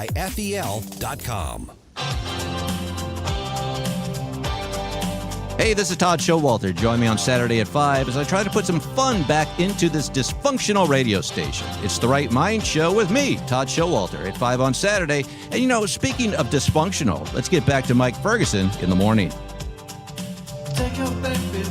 The cameras keep rolling on the video feed when we're in our information segments. I'm so glad the microphones aren't. I'm just going to leave it at that. By the way, News Talk STL, you just heard Todd Showalter's show this weekend. Also, don't forget Stand and Fight with Senator Nick Schroer. That happens Sunday evenings at 8 o'clock. Number one for live and local News Talk right here, Conservative Talk, 101.9 News Talk STL. Okay, no charges in the Kansas City shooting. Let's get an update on at least a couple of these Trump cases, including the one where the prosecutor's on the witness stand being grilled. I saw this. Oh, man. Woo! That made the social media rounds. Oh, boy, did it ever. Really fun. And also a key witness against Joe Biden and Hunter Biden is now being charged with a crime as well. Okay. Yeah, so we got a lot going on here. It is 6:52 right now. All right, Kansas City police say they've got two teenagers in custody. Looks like both of them are 17 years old. Mm-hmm. That's related to this week's shooting at the Chiefs championship celebration.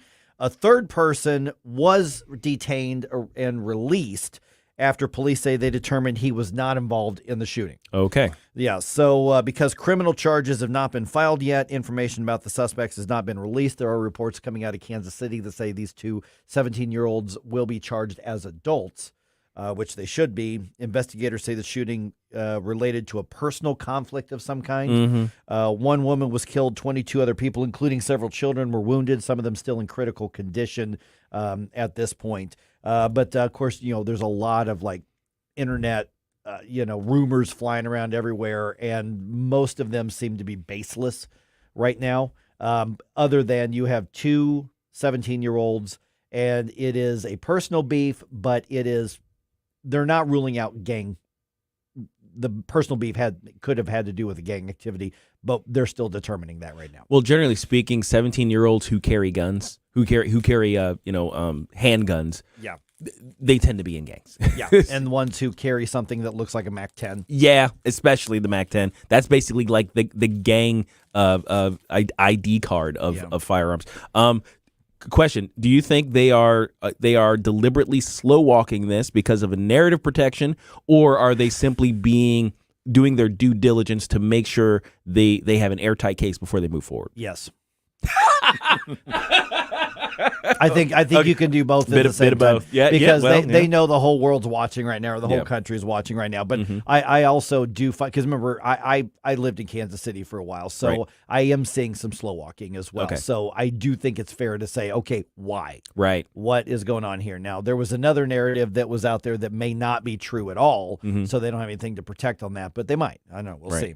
All right, former President Trump's first criminal trial not the other criminal trials, but the first one set to begin late next month. A New York judge announced that Trump's hush money trial will go ahead as scheduled with jury selection starting on March 25th. With the decision, the judge turned aside requests for a delay from the former president's defense lawyers. Trump's attorneys blasted the decision to keep the March date, complaining that he will have to stand trial in New York during the presidential primary season. Trump, who is in the Manhattan courtroom, is accused of falsifying business records in a hush money case.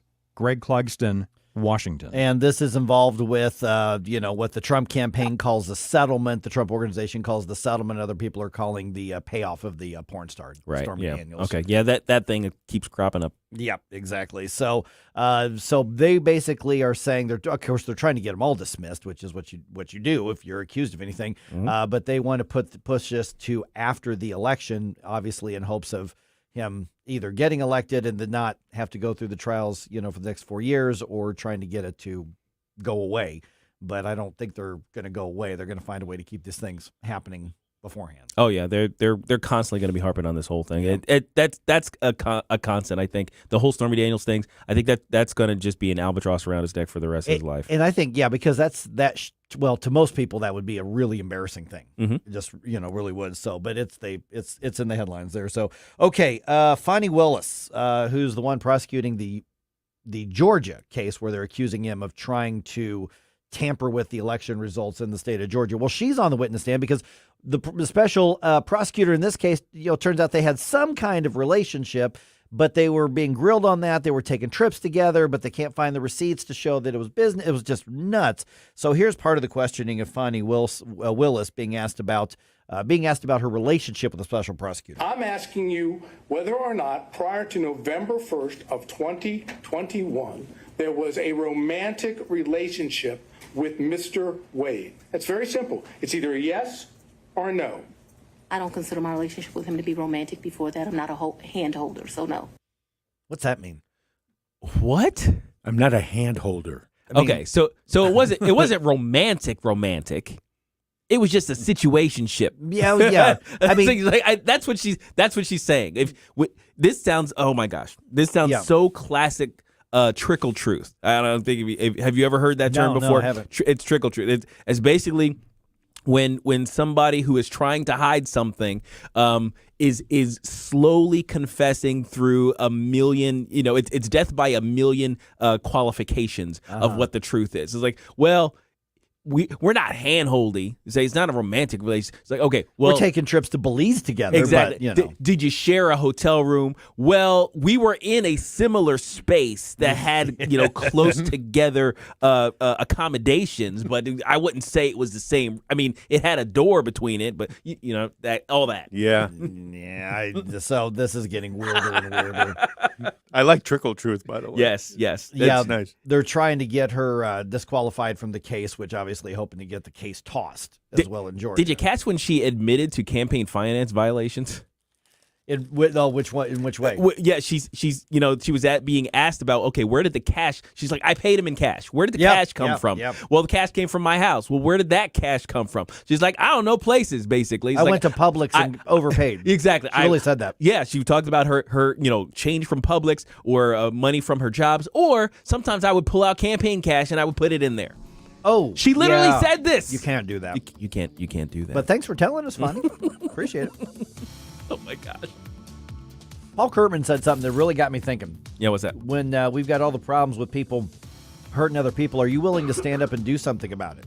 So I'll describe what he said, and I'm curious what people think. Let's talk about that at 7:05.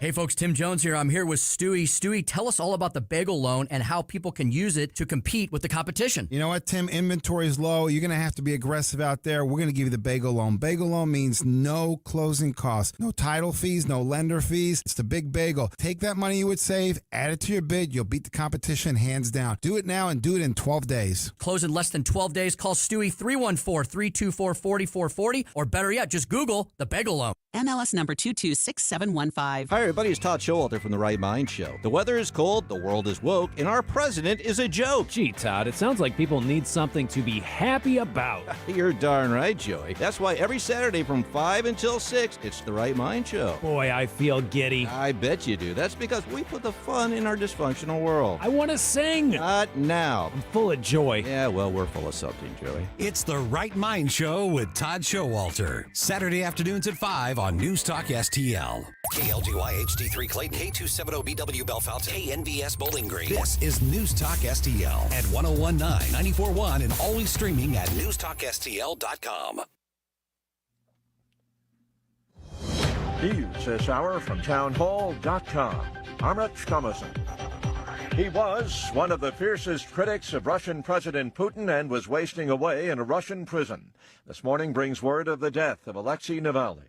The prison service for the Yamalo-Nenets Autonomous Region posted a statement online saying Mr. Navalny had felt poorly after his walk and soon afterwards collapsed unconscious. It said medical staff of the penal colony arrived immediately and an ambulance team was called. The emergency doctors declared the prisoner dead. The cause of death is being established. The BBC's Sasha Schlichter says Navalny was 47 years old. His death comes as Putin stands for re-election, a race he will most certainly win. More testimony today from Fulton County, Georgia DA Fonnie Willis could be removed from the Trump election interference case over allegations of misconduct. Trump wants Willis and her team off the case because of a romantic relationship with Nathan Wade, the man she picked to prosecute Trump. There was tension always in our relationship, which is why I would give him his money back. I don't need anybody to foot my bills. The only man who's ever foot my bills completely is my daddy. Willis pointed out Trump attorney Ashley Merchant's interests are contrary to democracy. You've been intrusive into people's personal lives. You're confused. You think I'm on trial. These people are on trial for trying to steal an election in 2020. I'm not on trial. I'm Ed Donahue. The Trump legal team vowing an appeal should the judge rule against them in Mr. Trump's New York civil trial. A verdict could come today. The former president's accused of overstating his wealth for lower business insurance premiums and more favorable loan terms. He denies any wrongdoing. President Biden will visit East Palestine, Ohio today, a year after the toxic train derailment. Wall Street Dow futures down 38 points, while the NASDAQ futures are 91 points higher. More on these stories at townhall.com. This is Dennis Prager. I am excited to announce the all-new Pragertopia Plus. You can listen to my show whenever it's convenient for you, all commercial-free and all on demand. Now with Prager Plus, search topics, guests, and segments all the way back to 2010. And now a truly exciting new benefit. My monthly online video get-together for Pragertopia Plus members only. This is where for an hour each month, Pragertopia Plus members get an exclusive chance to ask me anything. That's right, anything. It's on video. I'll be talking to you and answering your questions. We may even have a special guest every now and then. I've never done this. Submit your questions for me at Pragertopia.com. This is only available to Pragertopia Plus members. This is our chance to connect like never before. Go to Pragertopia.com or click the banner at DennisPrager.com. From the Michaels Flooring Outlet Weather Center.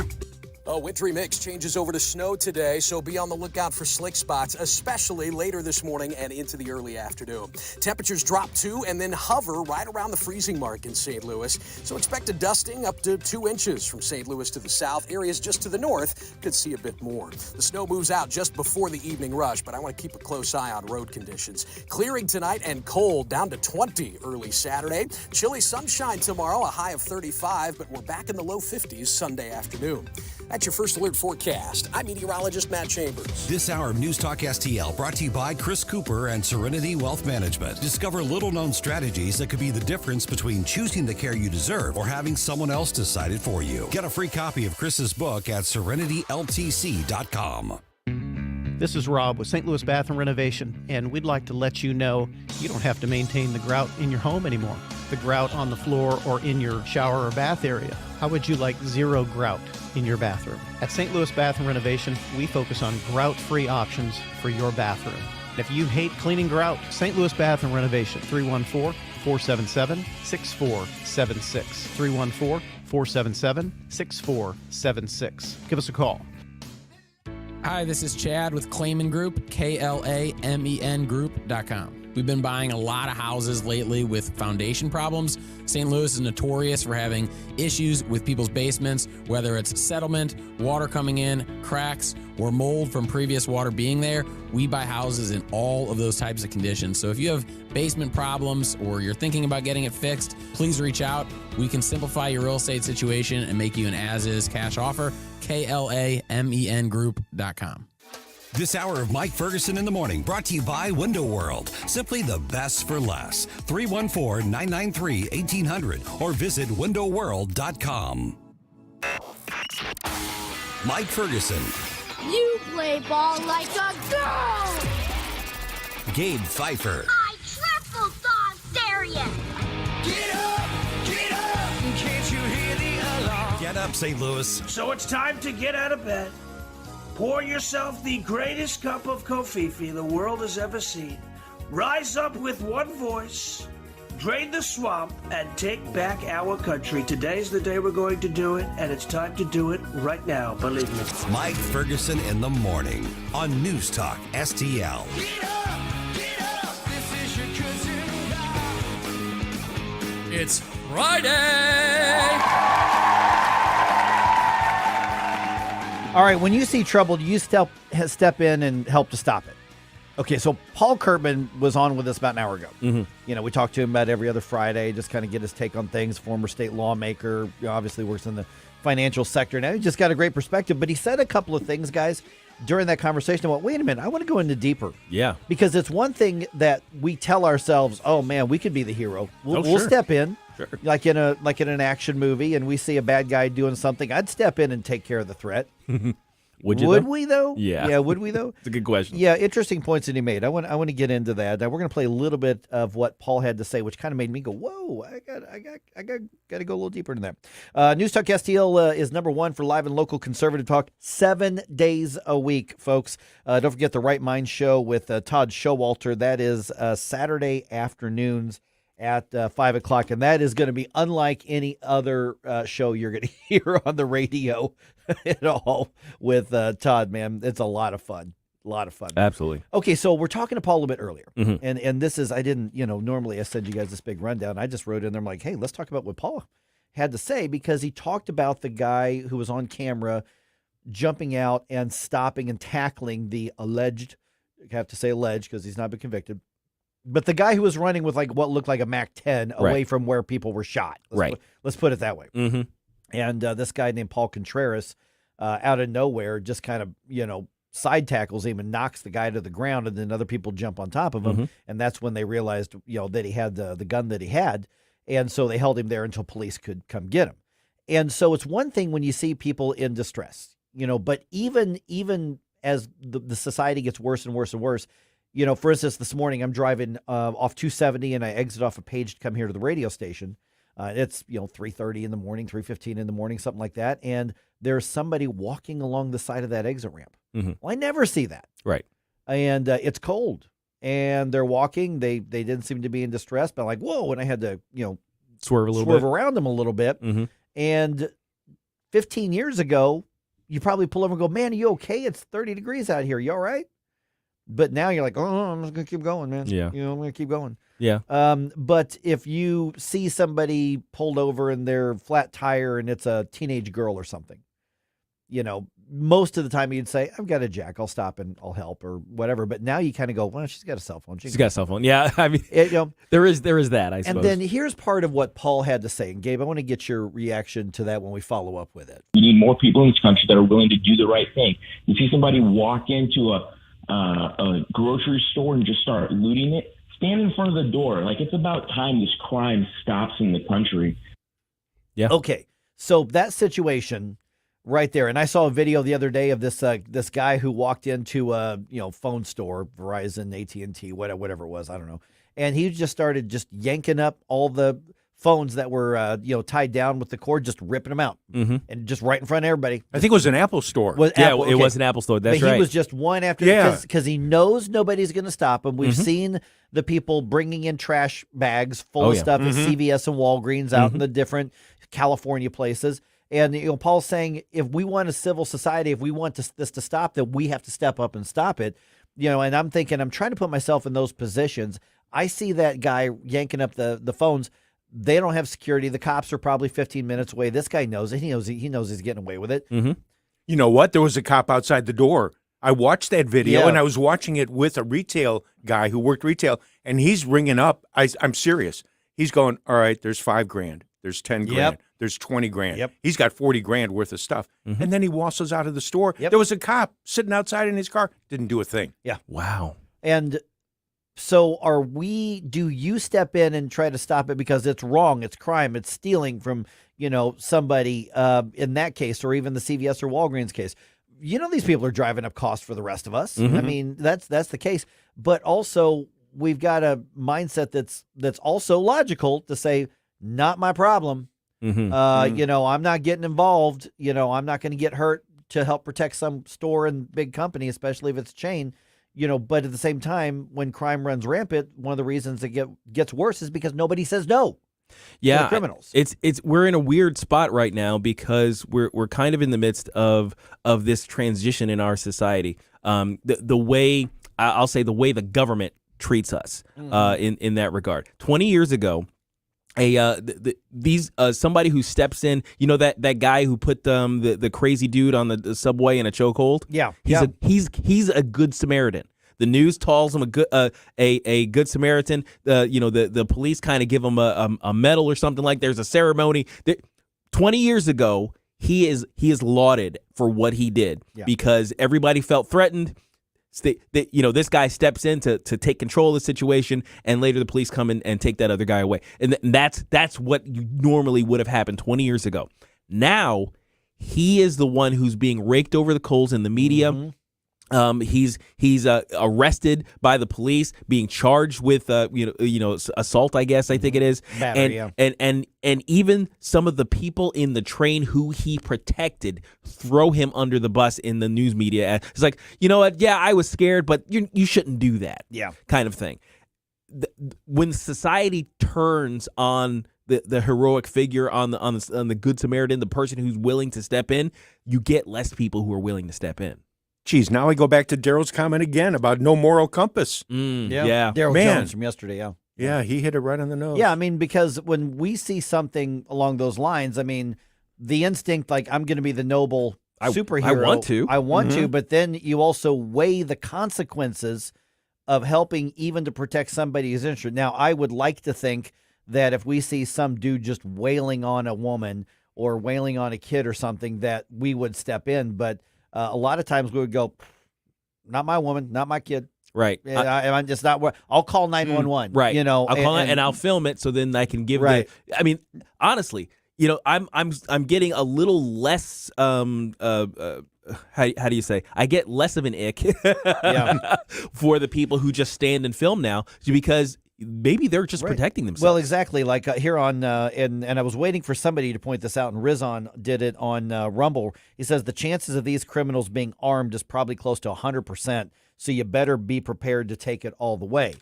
That's the point. Yeah. That's why I think a lot of people are like, yeah, I don't think so. I mean, even if you open carry, anybody, pro-gun group, anybody, and if you're going to carry, you're going to conceal carry, you're going to open carry, you better get the gun owner's insurance to go with it. You can get that through whatever your gun organization is. You'd better have that, because even if you do everything right, everything by the book, you pull that gun, much less you fire that gun, you're looking at tens of thousands of dollars in lawyers' fees.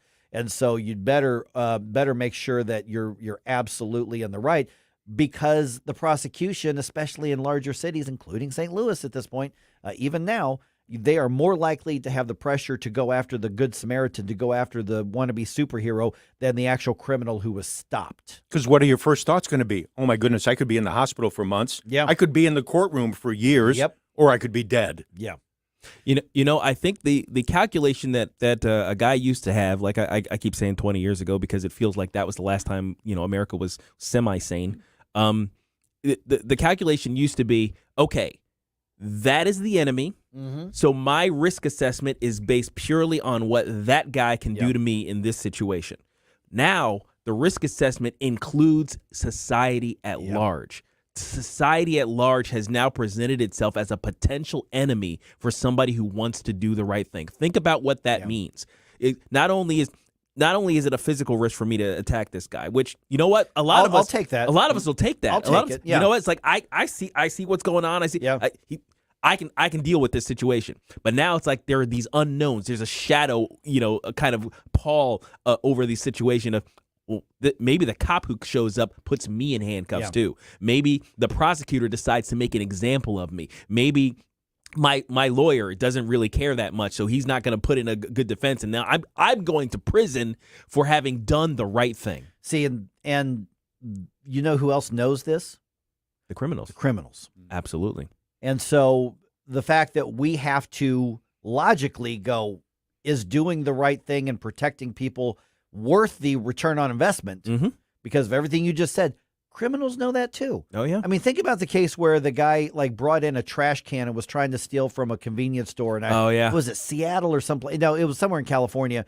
And the owners of that place just had enough. And they went and got a broomstick and started wailing on the guy. Yep. He's crying like a little bee. Mm-hmm. And then he finally, they push him out and they're wailing on him. And he goes, well, can I at least have a soft drink? And they're like, get out! Right. And the people went after those guys. The guy filming was telling them not to do that. Don't do that. Don't resist him. That was what was happening. Right. The store owner was resisting being taken advantage of, and the guy filming was like, "Hey, don't do that." Yeah, and then okay, enough. Stop hitting him. It's like I don't feel bad for that guy. No. And it turns out that he'd been coming in regularly and just stealing, and they snapped and they'd had enough. So honestly, they probably should have beaten him with a broomstick the first time he came in, and then wouldn't have risen to that. But again, things were mixed. They're like, well, they didn't have a right to do that. It's just stuff. I mean, he's still a human. No, listen, you have a right to protect your property, especially, and protect your life as well. But to the point that Paul's making is that you have to think twice. You just logically have to add, like you said, Gabe, that extra layer of, is this worth me getting involved in this? We all like to think that we would instinctively rush in to save somebody else in need, but the way that our prosecution, our society, our culture has gone, you almost get punished for doing the right thing. So then you've got to say, is still doing the right thing worth it? Or am I not doing the wrong thing by just simply saying, I'm going to call 911 and I'm going to step back and you do you and I'll do me and go from there. I'll show the cops the video later. Right. Yeah. I'll be a key witness if they can protect me. And look where the judicial system has gone. Right. I think that's what you're trying to say, too. The judicial system is so screwed up. Yeah. Yep. Exactly. All right. 314-912-1019. Again, the original, the first decision is it right or is it wrong? Like Paul said. Yeah. And then it's what's the return on investment? And then it's risk assessment. It's all risk assessment. All right. You remember Rachel Dolezal? Oh, yeah. She tried to move on with her life. She got fired. Yeah. Turns out she's still a bad person. This is just nuts. But I've got a bigger question. Is how do people like this still end up with jobs around children? I'll tell you what I'm talking around about. Children? Around children. Around 720 here. 1019-94.1 News Talk STL. We give you news, analysis, opinion, and more. Only on News Talk STL.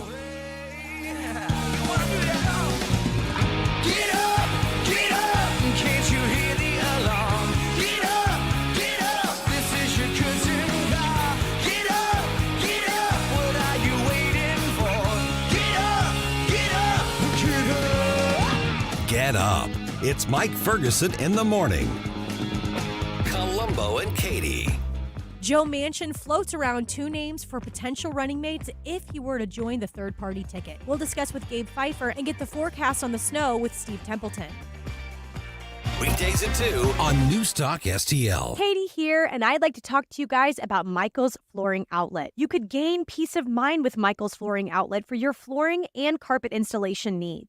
Their team of experts ensures that the job is done right the first time, providing you with attentive and a personalized service. Just like my parents, you can trust them to replace your old carpet with beautiful hardwood flooring. Visit one of their 3 locations in Dardenne Prairie, St. Peters, or Creve Coeur, or check them out at igotfloored.com. That's igotfloored.com. When you go shopping, you may not get the bargain you want, but at least you know and can compare prices. It should be that way with healthcare, but too often it's not. Need an operation on your knee? Want to know what it's going to cost? Good luck. For 3 years, hospitals have been required to provide patients with list prices and have negotiated charges for some 300 services. Only 36%, just over a third, are fully compliant. In Missouri, prices differ greatly depending on a patient's insurance. The cost of a pelvic CT scan, for example, can be 20 times more expensive in one hospital than another. Price transparency allows patients to compare providers, forces hospitals to compete on price, and helps insurers negotiate lower rates. State law should require all healthcare providers to publish prices in a user-friendly form. What we don't know is costing us. The price of healthcare shouldn't be a secret. Check out our 2024 blueprint, Moving Missouri Forward at ShowMeInstitute.org. The Show Me Minute has been brought to you by Show Me Institute and Show Me Opportunity. News, analysis, opinion. You know, they're literally taking the Constitution and putting it in a paper shredder. News Talk STL.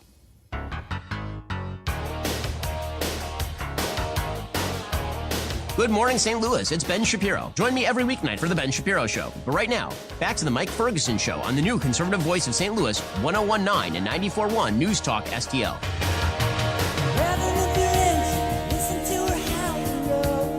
We live in a world, guys, where somebody thought it was a good idea to hire Rachel Dolezal to take care of children.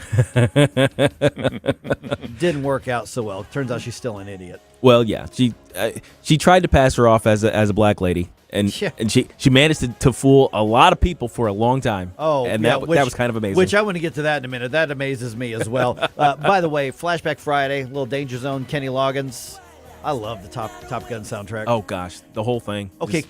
Yeah. Can I get everybody to react? I mean, if you're watching us on Facebook or Rumble or whatever, here's an idea. And Gabe, I think you came up with this idea. Yeah. For one of the Flashback Fridays, what about theme songs to TV shows from the 80s? Yes.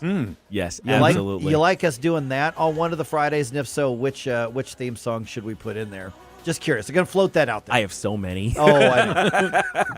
7:21 right now. Do we just want to limit it to the 80s? Yes. Okay. Flashback Fridays. That's true. Still keeps wanting to go. He wants to deviate from the 80s. Well, hey, if it crosses over into the 80s. Yeah, I mean, if they were still on the air in the 80s. if they were still on the air in 80-something, then it counts. And should it just be TV, or can you include movies? I think movies would work, too. Sure, yeah. I don't see why The not. reason I mentioned that is because Kathy said, well, what about Peter Gunn and Pink Panther? Those are classics. There were some 80s. But those were a little bit older than the 80s. You know, Peter Gunn was more 70s. Oh, yeah. And Pink Panther. But anyway, that's fine. Well, the Pink Panther theme, I think, that's like the James Bond theme. Yeah, It's like, yes. It's like it first came out in the 70s or 60s or whatever, but they can keep bringing that But back wasn't forever. there a Peter Gunn in the early 80s? Didn't they do one of them in the 80s with Peter, what's his name, the actor?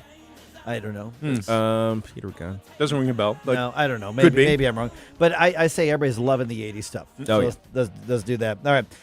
Okay. So, by the way, from Missouri state lawmakers to the president himself, Democrats are just rushing to exploit the Kansas City tragedy in hopes of chipping away at your rights. We're going to update you at 7:35. We knew this was coming. Yes. So let's get into what do we do about it. All right. Okay, you remember Rachel Dolezal? Mm-hmm. I keep trying to think of catchy nicknames that they gave her for being a fake black woman. Right. I think somebody called her faux white one time. Anyway, so she's changed her name, by the way, legally changed her name. She fooled this white chick, fooled enough people into thinking that she's black. Yes. By literally like tanning and putting stuff on her. And she teased her hair. And And she's changed her name to, how would you say it's Nkechi Diallo. So she's like made up I'm assuming this is supposed to be a black sounding name. No, it's actually, I think it's Nigerian. Is it? And it means gift from God. No way. Seriously? Yeah, I think so. Oh my gosh. Okay. So she leaves, because she was caught pretending to be black when she's actually white. Mm-hmm. And she literally was the head of an NAACP chapter. That's how many people she fooled with this. Right. And so she's confronted on camera, just walks off. The rest is history, and she's the joke for a long time. Nkechi Diallo, I think, is her Yeah, new is that how you say it, Nkechi? I think. I don't know. Nkechi. So this white woman changes her name to Nkechi Diallo. Yes. I guess she's sticking with her story, even though it's 100% debunked here. And that was back in 2015.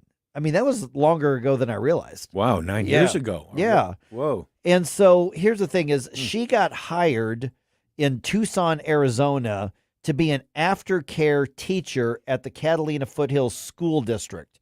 So aftercare is the little ones. Yeah. So somebody hired Rachel Dolezal with a history of being bat crap crazy and a liar to teach children. Okay, but that's actually not what got her fired when the media attention found out where she was. Mm-hmm. She also has one of those pages. She's does content on one of those amateur porn sites. Yeah, OF. Yeah, she has an OF site. Yes. And so that was discovered. Mm-hmm. And that's what the school district said. Oh, yeah, okay. Well, we don't let our teachers have that or advertise that. That violates our social media policy. And that was the excuse they needed to get rid of her. And we've had, obviously, in Missouri, just south of St. Louis, the one St. Clair School District has had 2 teachers that they've fired because they were doing the OF thing and making a lot more money doing that. Mm-hmm. And so they fired them, and the teachers were like, thanks for the publicity. Yeah, the teacher shortage was hitting us hard, but thanks. Yeah, and so right here with Dolezal or Diallo, whatever you want to call her at this point, how could you not know that's who that was? Yeah, she was. How could you not know? She was pretty famous for a while there, and she's. I mean, if you've seen her, you know what she looks like. Right. And so how do people like this get a job around kids? Why are we tolerating so much crazy in general? But here's the thing is like, why are the crazy people wanting to go work around the kids? That seems to be a constant, doesn't it? All the people who have, especially the people with identity problems. And, Right. I'll put it that way. We have plenty of various versions of crazy, but it seems to be especially the people with craziness built into their identity. Right. Who right. are the ones who want to be around kids all the time. I'm not really sure where that stems from. See, the thing is like libs of TikTok, they're one of the reasons that account exploded so much isn't just because they're showing all the crazy. And you're seeing some insane things. Just people talking in ways and declaring things that are beyond anything that could possibly be in the realm of mentally healthy. Right. But the thing is that so many of them are teachers in grade schools. Yes. Or kindergartens or preschools Little or junior highs. Mm-hmm. And I'm watching these, and of course, we throw a fit. Can you believe this? This person's this crazy. Look how bad society's gone. And I'm thinking, this person went through multiple interviews and applications to get hired to be the one instructing and forming children. And you look at their absolute nuttiness, and at some point, somebody said, well, we can't discriminate against the crazy person. We need to put that person in front of these kids. And the rights of the activist and the crazy people are outweighing the responsibility to not basically groom children. Yeah. And with Dolezal, there's no indication she was grooming. No. But do you really want a porn star teaching your kid or taking care of your kid after school? I have no idea how many people were subscribing or paying her money. Just looking at her picture, I would think not many, but I don't know. She's mid.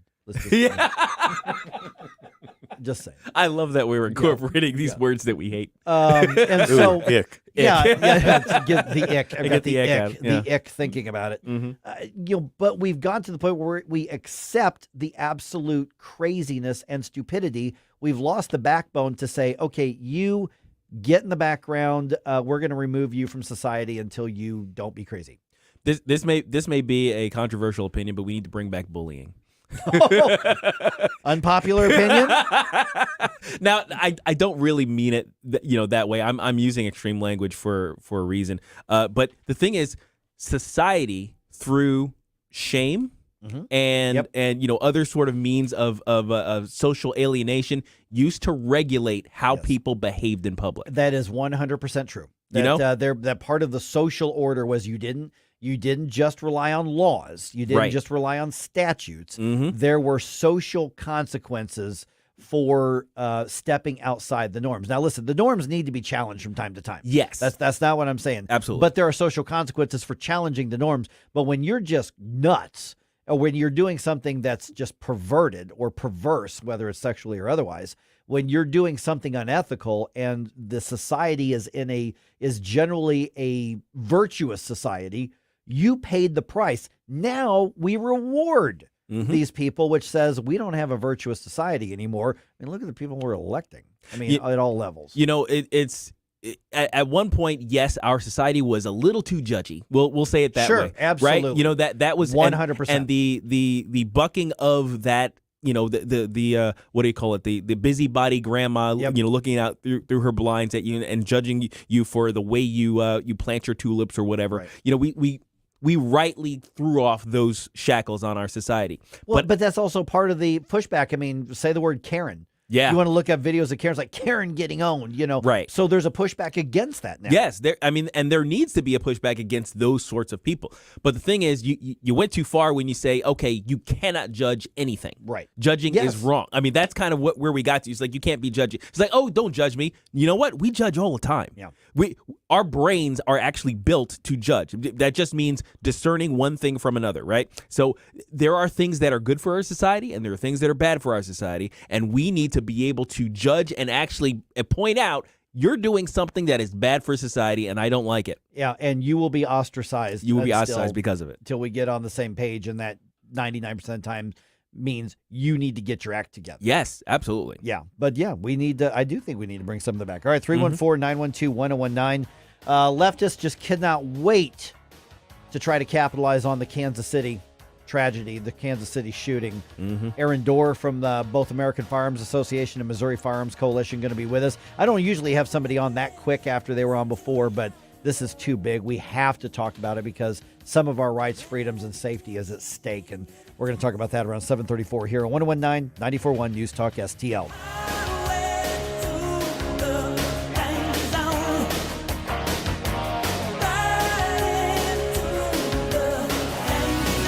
Like us on Facebook at News Talk STL.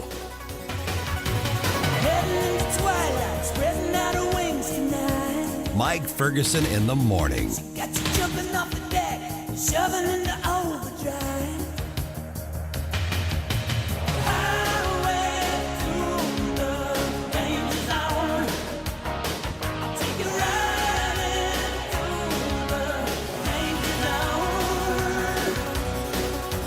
From the Michaels Flooring Outlet Weather Center.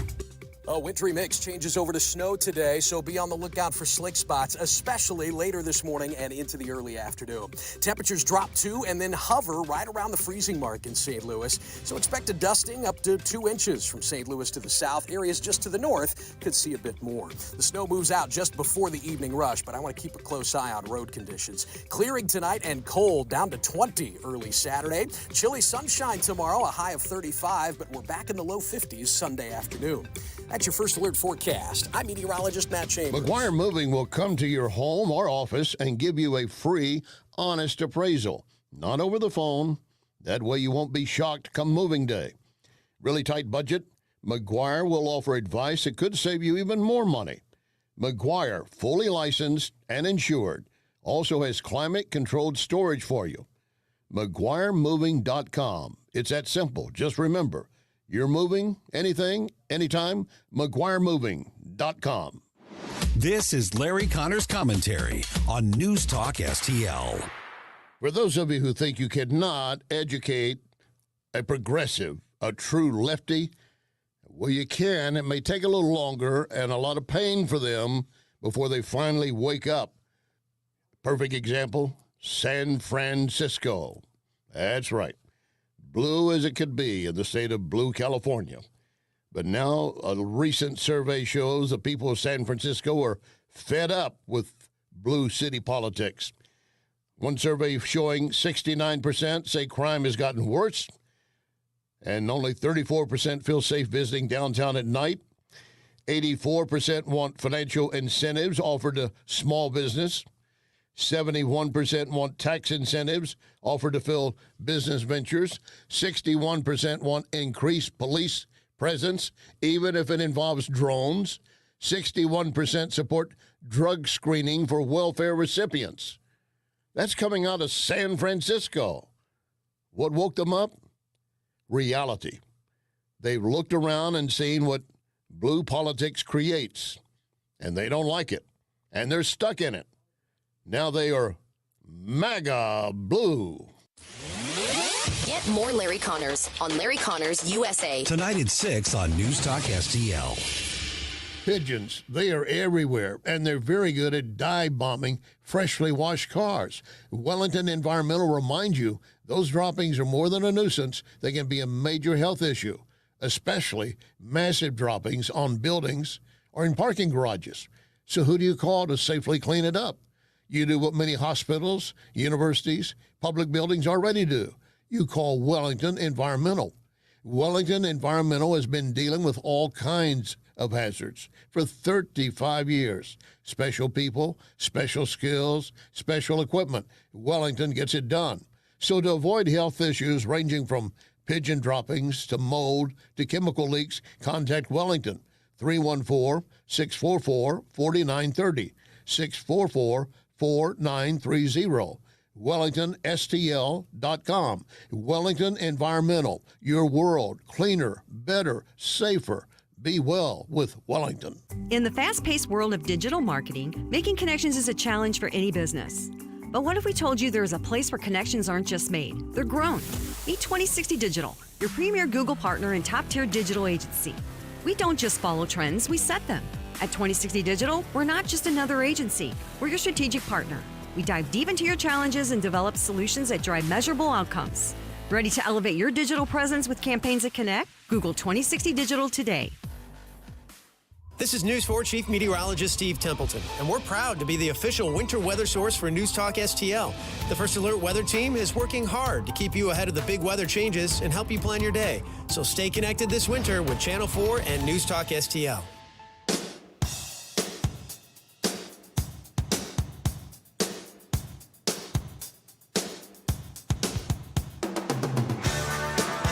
Bill O'Reilly here. Check out the O'Reilly Update this afternoon at 3:45. Right now, it's back to Mike Ferguson in the morning on News Talk STL.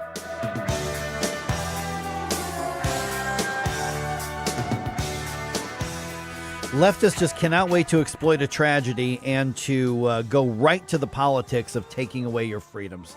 It's like they can't wait for that. Yeah, we'll get to that here in just about 60 seconds. It is 7:37 right now. I'm Mike Ferguson.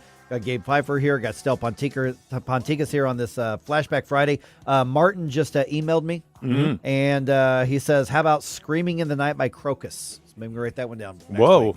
Okay. Yeah. That came out of left field. That one did, yeah. So that's a suggestion there. If you got some 80s bump music suggestions for us for a Flashback Friday, just let us know here. All right, News Talk STL, just remind everybody that we are locally built, locally owned. Mm-hmm. And that's important because you need to know where you're getting your information. Absolutely. So we'll just leave it at that. NewsTalkSTL.com. Joined now by Aaron Dorr from both the American Firearms Association and Missouri Firearms Coalition. And Aaron, I don't normally have people back on as quickly as this because you were just on like within the last week or so. But in the meantime, we've had the horrible situation in Kansas City.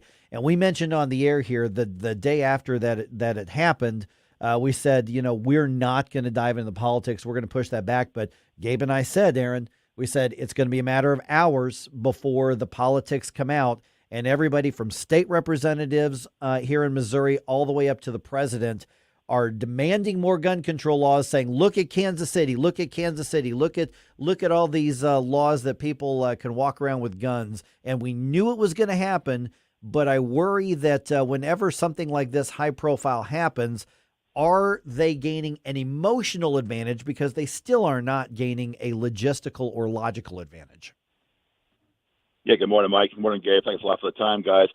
Yeah, I think you're correct on this. I mean, there's been enough of these shootings over the last chunk of years here in this country that I think you're right that if we don't push back on their narrative, they may begin to gain some ground here in this emotional space, as you called it. We have got to push back with the facts, and the facts are that Mayor Lucas has run KC all the way into the dirt. Here is a city that last year had the highest homicide rate in its entire history, 182 homicide victims in Kansas City, a 33% closure rate. And meantime, Mayor Lucas has time to go to the White House regularly to meet with Joe Biden to advance gun control, to sue Missouri over our SAPA law, and do a press conference every other day calling for gun control here in Missouri. If he wasn't so busy pushing for gun control, perhaps he could focus on his own town. Aaron, and this is kind of just maybe an aside, because so often the left, when they jump on these things, they make a case for new gun laws when, if the old gun laws were being enforced, it probably would have, it actually would have done something to begin with. But remind me if I'm wrong here. I don't believe 17-year-olds are allowed to conceal carry handguns, right? Well, the law, yeah, I mean, there's certainly shooting people is a crime. Well, yes, that's a big one. That's an absolute given. But yeah, we need a law against that. Yeah, you would think so. Shooting people, shooting at people, these things are all illegal. What we hear a lot in Jeff City right now is that we have to have more laws that regulate when minors can have access to firearms. But I want to make sure your audience knows, guys, that Missouri Code sections already address when a juvenile court officer can detain or arrest a juvenile who is engaged in criminal activity. Code section 211.031.2, subsections B and D, allow for juveniles to be detained if they are engaged in conduct that is beyond parental control or that is injurious to themselves or somebody else. So we already have two code sections on the books in Missouri that our JOs could be using to arrest these kind of guys. They just simply won't do it.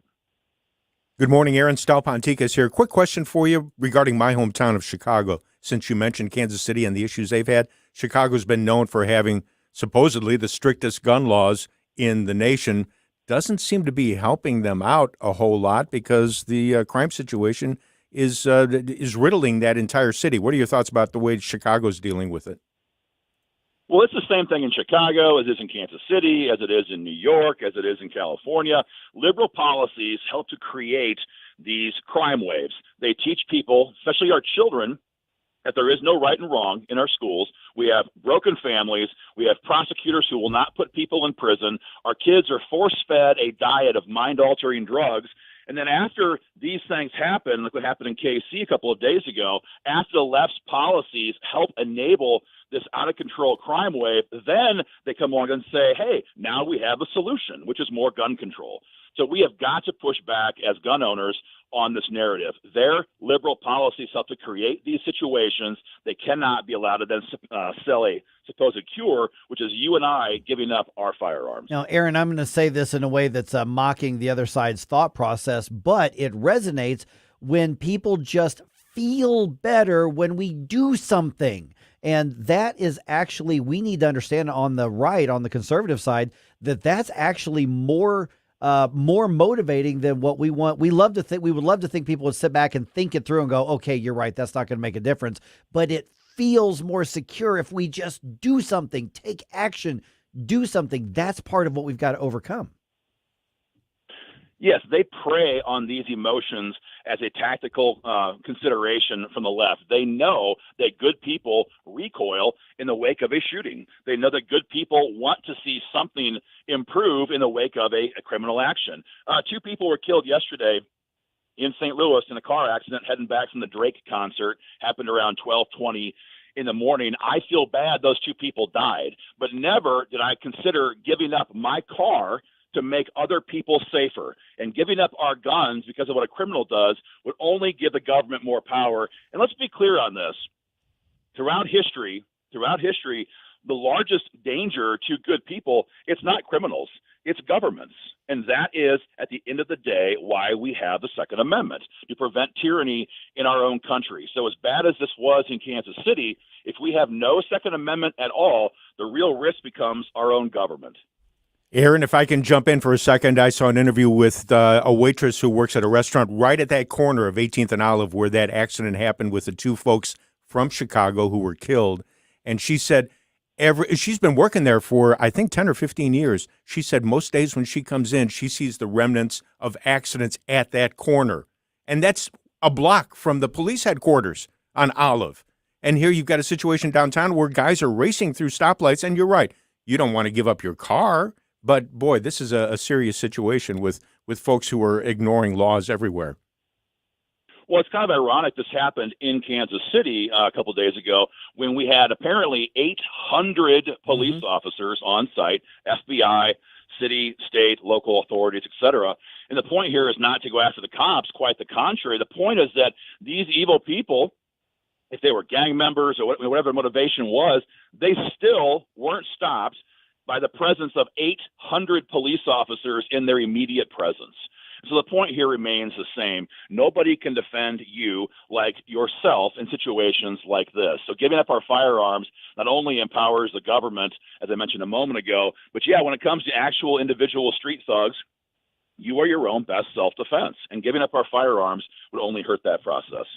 Aaron, I saw a silly argument the other day about how this situation proves that the good guy with a gun idea is a fallacy, because if somebody did pull out their personally owned firearm and tried to fire back at these kids, then they would be contributing to the problem because of all of the basically all the people who were the backstop for that situation.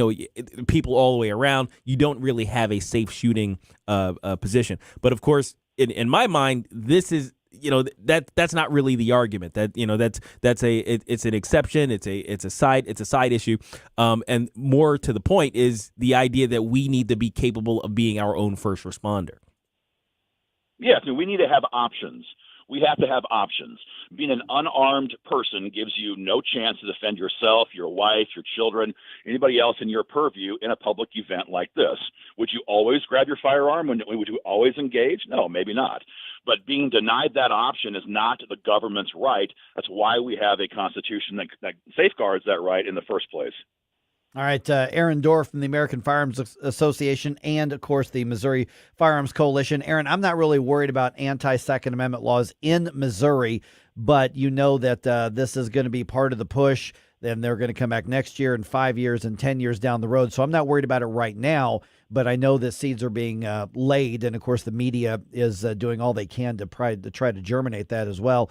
But people want to get involved because it takes organized opposition to bad ideas, and that's what you're working on with your organizations. How do we get that in front of people? How do people get involved, get in touch with you, join up, or just get more information? Yeah, we're all over social media. You can find us on Facebook, all the different platforms. Our website is MissouriFirearmsCoalition.org. Easy to find us online. But I would push back for a moment on what you said, Mike. I am not convinced that things are 100% in the clear right now here in Jeff City. We have Republicans, many Republicans, who want to pass some, they call it good form of red flag gun seizures right now. Lincoln Huff wants to do that. Senator Huff wants to do that.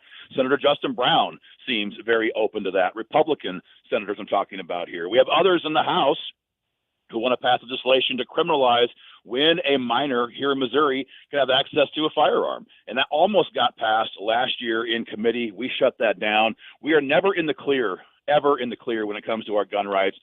We're always in either offense or in defense. There is no neutral. Folks got to stay involved. All right. And, of course, the websites, we told everybody to look those up. Hey, appreciate it, Aaron. Let's talk again soon.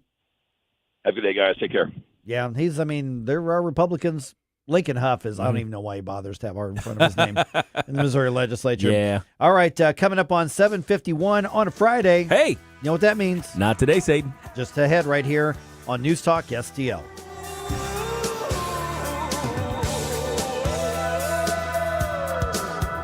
Get up. It's Mike Ferguson in the morning. Won't you come see about me? I'll be alone, dancing, you know it, baby. Tell your troubles and doubts, giving me everything inside and out, and love strange, so real in the dark. Think of the tender things that we were working on. Slow change may pull us apart when the light gets into your heart, baby. Don't you forget about me. Don't you forget about me. Hey, Tony Colombo here for Gutter Pros. When Christine and I bought our new house, we knew the gutters were an issue, and after meeting the Gutter Pros team, we knew that they were right for us. Gutter Pros is your all-in-one gutter service team that offers a variety of affordable solutions, and they even offer free estimates, so there's no cost to you to find out if they are right for your home, just like they were for ours. If you're having a problem with your gutters, contact the Gutter Pros now, because with Gutter Pros, water goes where they tell it to.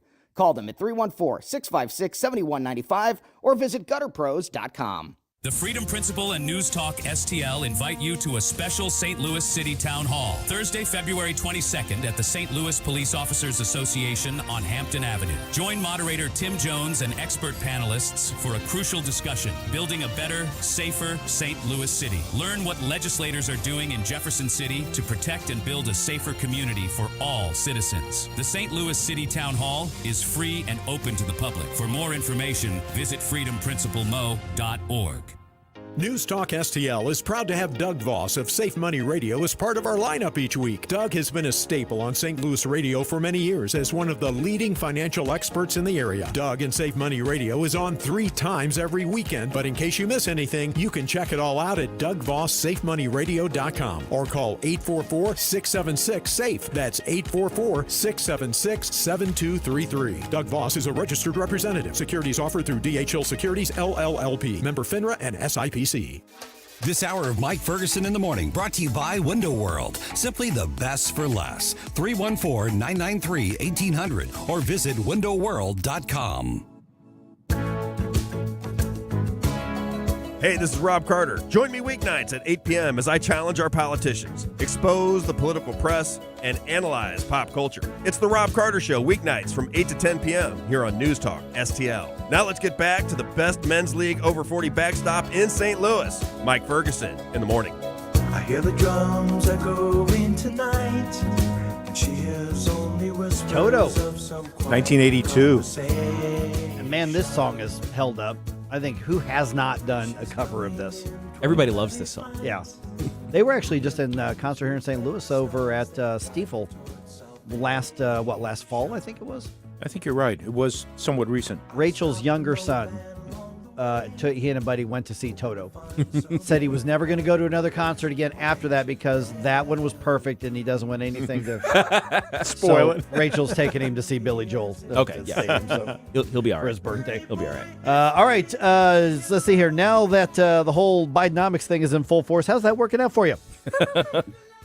I'd rather go to Africa. Let's.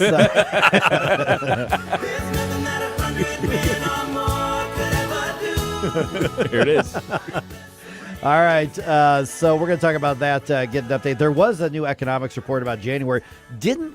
Wasn't the direction people wanted things to go as far as inflation goes. Oh, yeah. Yeah. So the administration was looking for better news. They were hoping for better news. Well, I was hoping for better news. I don't want high inflation. Well, yes. I want the economy to get better. We're all looking for better news, but given their policies, I wasn't expecting. I don't care who the president is. I want the economy to get better, man. Yeah. All right, 7:52 right now on a Friday. You know what that means? This segment is brought to you by Paw Factory Pet Supplies. Enter code NOTTODAYSATAN for 15% off your treats, toys, and training equipment at pawfactory.co. That's pawfactory.co. Now, without further ado, it's the weird, the wacky, and the worrisome. These are the stories that make you say.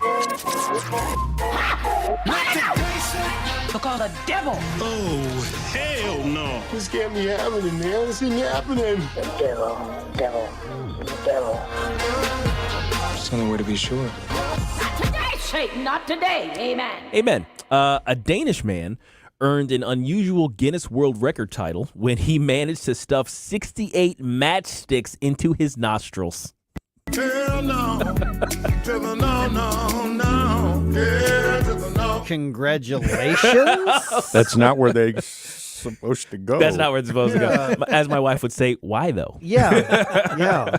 All right, Peter Von. Can I just point out real quick that he's like, because I'm in the world record book. Yeah. But I'm like, okay, but you're in a book that tells the world how dumb you are. Yeah, that's the thing I never get. But okay, so Peter Von Tangen Bushkov, 39, was awarded the title for the most matches held in the nose.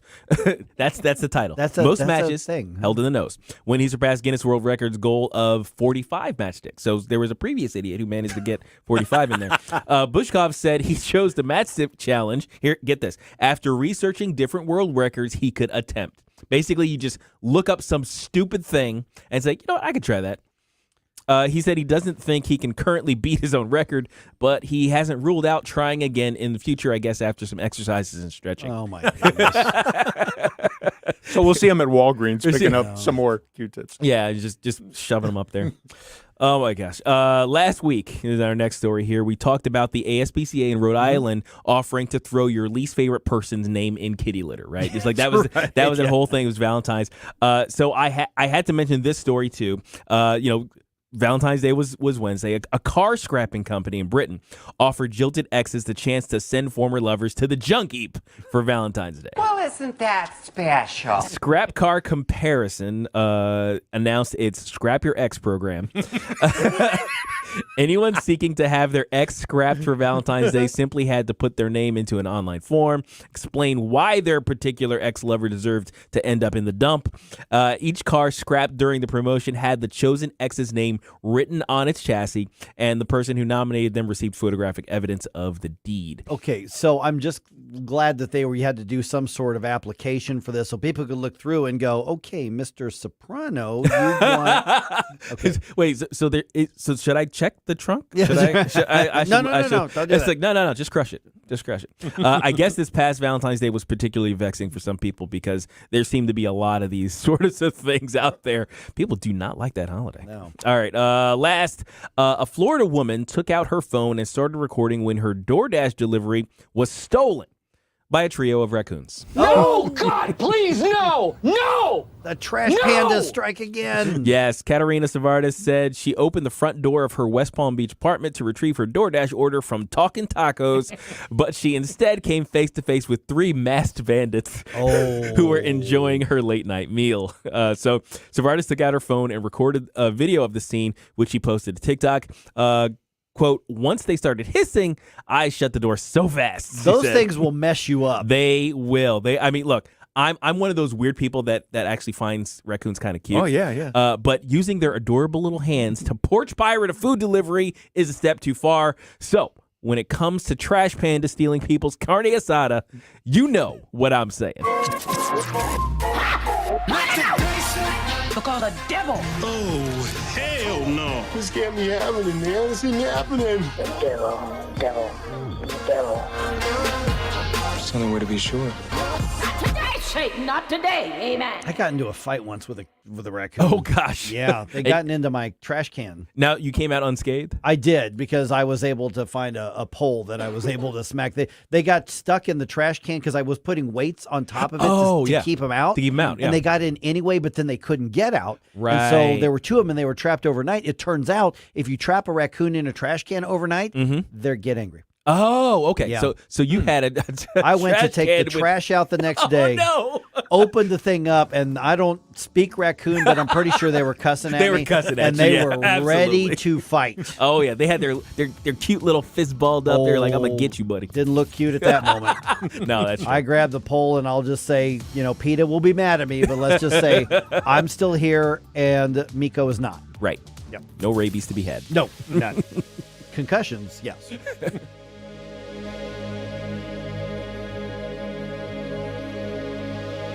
Tony Colombo here, along with Tim Jones, for Rodney and Jen Wallner, the Wallner home selling team at Berkshire Hathaway. Rodney and Jen are the #1 home selling team in the area, and I can say that from personal experience. They sold our old home faster and for more money than we thought possible, which put us in a great position as we tried to find our perfect new home, and with help from the Wallners, that's exactly what we did. Christine and I couldn't be happier with our experience working with Rodney and Jen Wallner, and Tim, the numbers speak for themselves. That's right, Tony. Everybody knows the Wallners sell 15 times more homes per year than the typical realtor, and if you're looking to sell your home, Right now, they have so many qualified buyers, they'll guarantee to obtain you an offer. They're licensed in both Missouri and Illinois, so no matter where you are in the St. Louis region, you can put the Wallner's experience and work ethic to work for you. If you've been thinking about selling your home, don't wait. Call Rodney and Jen Wallner now at 314-810-SOLD. That's 314-810-SOLD.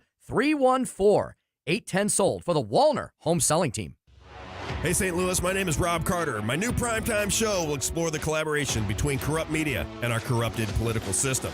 From manipulated elections, open borders, mandated medicines, and unconstitutional lockdowns, what is going on? The Rob Carter Show. Let's talk about it on The Rob Carter Show. Join me weeknights from 8 to 10 p.m. on News Talk STL. Rob Carter, live and local, weeknights at 8 on News Talk STL. Hey, it's Tony Colombo for the cleaning pros at Zero Res, who are spreading the love for the month of February. We've trusted Zero Res with our home for years, and right now they have an incredible offer. Just book a cleaning in the month of February and mention the Colombo special, and you'll get 3 rooms of carpet cleaned starting at just $119, plus they'll throw in a free hallway, and you can take $50 off an air duct cleaning. Just mention the Colombo special when you call 314-474-2020 or book online at ZeroResSTL.com. KLDY HD3 Clayton, K270BW Bellefonte, KNVS Bowling Green. This is News Talk STL at 1019, 94.1, and always streaming at NewsTalkSTL.com. News this hour from townhall.com. I'm Rich Thomason. His associates say they're working to confirm Russia's claim that imprisoned opposition leader Alexei Navalny has died. Russian authorities say Navalny, an outspoken critic of President Putin, fell ill this morning, lost consciousness, and died. The BBC's Paul Adams says Navalny was 47 years old. For years, Alexei Navalny was a thorn in the side of the Kremlin. A lawyer by training, he started out as an anti-corruption blogger, but he shot to prominence in 2011 during protests over parliamentary elections tainted by allegations of fraud.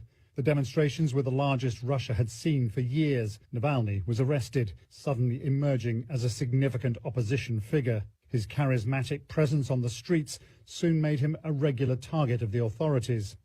Alexei Navalny leaves behind a wife, daughter and son. Serving 19 years on charges of extremism, Navalny was sent to a remote penal colony above the Arctic Circle. Former President Trump says the U.S. is playing the sucker when it comes to NATO funding.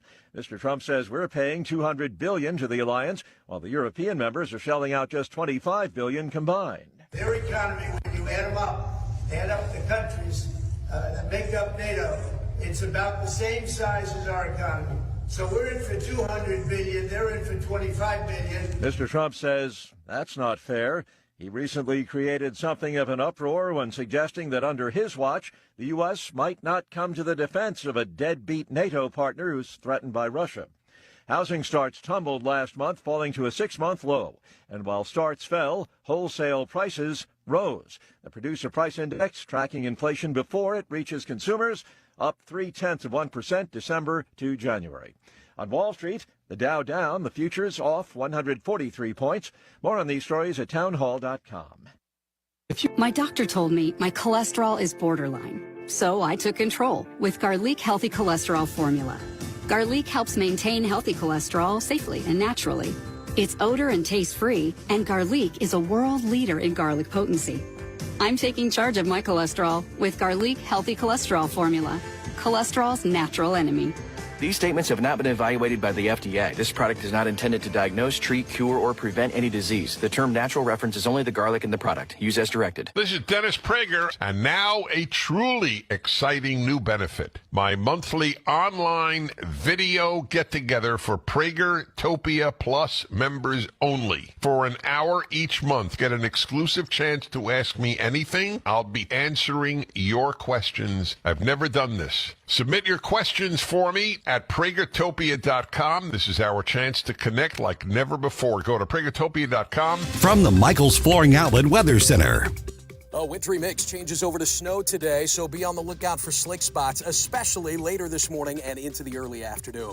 Temperatures drop 2 and then hover right around the freezing mark in St. Louis, so expect a dusting up to 2 inches from St. Louis to the south. Areas just to the north could see a bit more. The snow moves out just before the evening rush, but I want to keep a close eye on road conditions. Clearing tonight and cold, down to 20 early Saturday. Chilly sunshine tomorrow, a high of 35, but we're back in the low 50s Sunday afternoon. That's your First Alert forecast. I'm meteorologist Matt Chambers. This hour of News Talk STL is brought to you by Rodney and Jen Wallner and the entire Wallner home selling team at Berkshire Hathaway. Call them today at 314-810-SOLD. 314-810-SOLD. Great news for my sponsor, Napoli Sea. And it's no surprise to me nor hundreds who have dined there. The first time I entered, it was clear Napoli Sea is unique. The decor, the fish, imaginative cocktails, and of course Napoli Sea is right next door to Napoli 3 in St. Charles. Napoli 2 is in Town and Country. The original Cafe Napoli is in Clayton, and I'm honored to endorse each of them. Visit any of the Cafe Napolis. Tim Jones here with Stewie, the bagel loan guy. Stewie, mom and dad always told me don't refinance unless you can save at least 1 percentage point. What say you? We're going to break that rule of thumb with the bagel loan. No closing costs at all. Now, your mom always told you that because there was $3,000, $4,000 in fees you had to pay. If you're saving $100 a month, it takes you 40 months to recoup it. With the bagel loan, no closing costs at all. What happens if rates drop? Tim, just do it again. As long as it doesn't cost you anything, you'll be way ahead of the game, and that's what counts. 314-324-4440, or better yet, just Google the bagel loan. MLS number 226715. Mike Ferguson. Are you pretending to be crazy? Gabe Pfeiffer. There's something serious I have to tell you about the future. Get up! Can't you hear the alarm? Get up, St. Louis. Hey, will you guys knock it off? Mike Ferguson in the morning on News Talk STL. Get up! This is your cousin. It's Friday!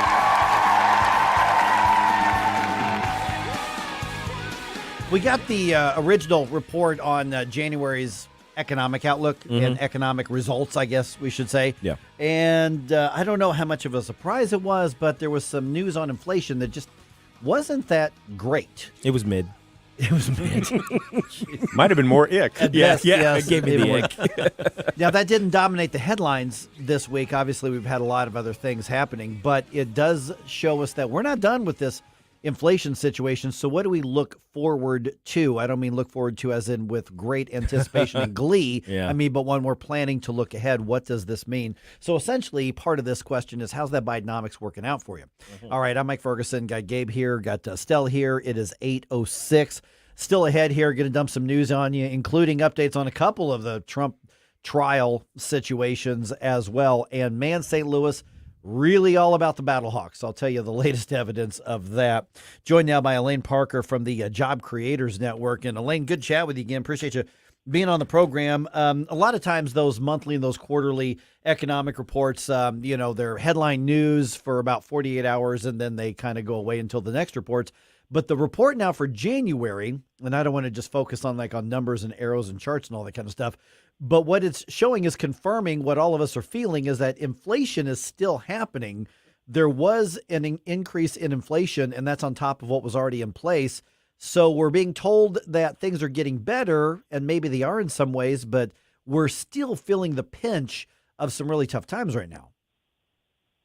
Yeah, thanks so much for having me this morning.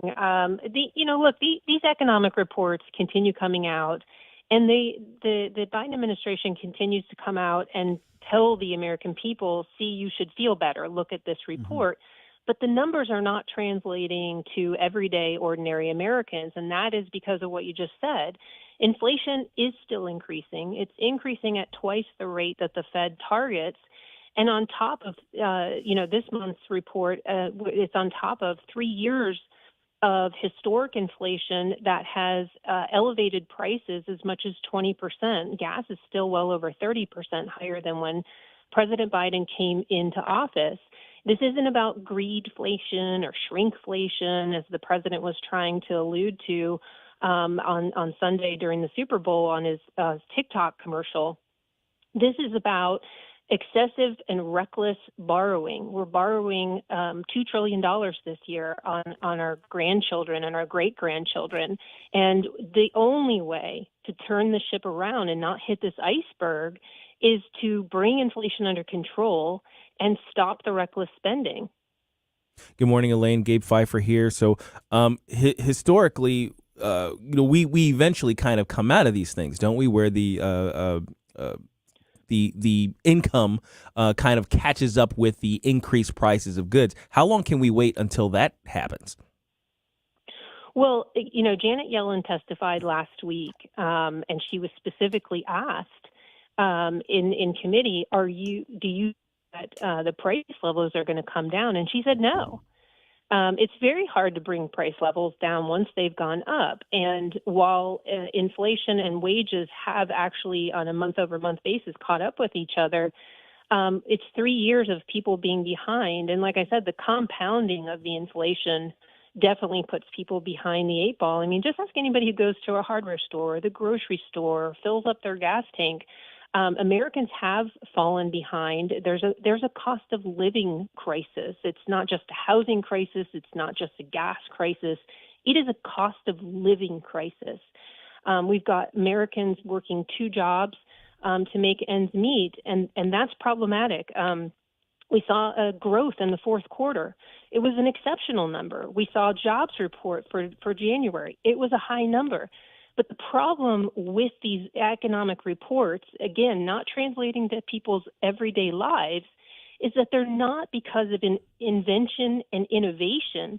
They're because we're borrowing money on our grandchildren and our great-grandchildren. And even though the jobs report, while a great number, it was based on government jobs. 40% of the jobs were in government and quasi-government.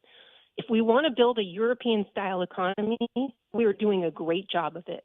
If we want to be the leader of the free world, we need to change course. Let me ask you about that compound inflation there, because I think that's an important part. We're visiting with Elaine Parker from the Job Creators Network. Whereas before, let's say, somebody looks back and says, well, inflation was at 5 or 6 or whatever percent. Now it's at 3.9%. See, inflation has come down, is what they're saying. But what people need to remember, Elaine, and you can probably explain this a lot better than I can, is when we had high inflation in 2001, high inflation in 2002, high inflation in 2003, if the rate of inflation is still lower, it's still being added to what we've been building up in inflation over the last couple of years. Yeah, that's why prices are so high. And our CEO is always used as a great example because he's always working on weight, as we all are, of course, losing weight. So if you gain 5 pounds a month for 12 months, you've gained 60 pounds in 1 year. That's a substantial weight gain in 1 year, right? If you suddenly cut your weight gain in half to only 2.5 pounds a month, you're still gaining weight, and the damage of the 60-pound weight gain is still there. You haven't lost anything. So the inflation coming down is just Washington speak. I think you can kind of equate it to when you hear the legislators on the Hill in Washington try to tell us that they're going to cut the, spending. And what they really mean is they're going to cut the rate of increase in spending. They're still going to increase spending. They're just not going to spend as much. What does the job market look right? How does the job market look right now for especially younger people who are just kind of getting into the market? They seem a bit demoralized if you look on social media. Well, look, the unemployment rate looks very low in terms of how many people are in the workforce, but we have a lot of people sitting on the sidelines. We still have not gotten our labor force participation rate back to what it was pre-pandemic. So you've got to ask yourself, why are these people sitting on the sidelines? Why aren't they in the workforce? That is a problematic area as well. And because of all of the reckless spending propping up our economy, it's another way to wallpaper over the realities of what's happening. And I don't have to tell you guys or your audience. I mean, just look at the polls out there, these economic reports, and you can see the frustration from the administration when they come out and try to sort of prop up and brag about the economic results and say, see, you should feel better. People don't feel better. And you can see it in all of the polls on the president's economic standing. And we do a poll of small business owners every month. And for last month, 63% of small business owners are concerned that economic conditions could force their business to close, and 78% say that that the cost of doing business has not gone down for them, and inflation remains their top concern. So, and they can't pass these costs on to the consumers because consumers are so price conscious. So they're getting squeezed. Small businesses are getting squeezed from both sides. And the Biden administration just continues to say, here, look at this report. You should feel better. It's not happening. How do multiple job holders or even gig economy job holders kind of factor into the way the jobs numbers are calculated? Because I'm not sure I ever understood that. You know, there's two different reports that go into the jobs numbers, and obviously they're surveys. I mean, that's essentially how the jobs numbers come out every month. Is they're done by two different surveys, and those are figured in there as well. And that's how they figure out how there's multiple job holders as well. What doesn't get all of the attention the next month is the revisions that are made to the previous month when they get some actual numbers in. And so those numbers are revised every single month, but unfortunately the media doesn't really report on them. For 2023, the numbers were revised down cumulatively almost 500,000 jobs. So it's substantial for 2023 on the revision downward. It just doesn't get any attention. But people know, Americans feel it, and there's no doubt that Americans feel what's happening, and they're hurting, and they're voicing it for sure because the polls show that the administration's policies are not working for them. Okay, so not that I think Congress or the president is going to actually take the advice, but what should be done to try to get a more stable economy and get a handle on the inflation and actually both short and long term be a solution to it? I mean, what would they actually have to do? And I think I know the answer to the question. That's why I say I don't think they're going to do it. They're not even going to think about it. But what should be done when it comes to policy to deal with inflation, to deal with the cost of living crisis? Well, there's two things. Obviously, we just talked about the first one, and that's to stop the reckless spending. I mean, you just have to stop the reckless spending. The second thing is sort of the root of everything is energy costs. It drives the entire economy. It drives the country. And unfortunately, our energy costs are sky high because this administration declared war on domestic drilling when they came into office. On day one, they started, and that was when the president canceled the XL pipeline and began this extreme war on domestic energy. And until we start drilling again and producing the way we were before this administration came in. I mean, if you remember, we had become energy independent.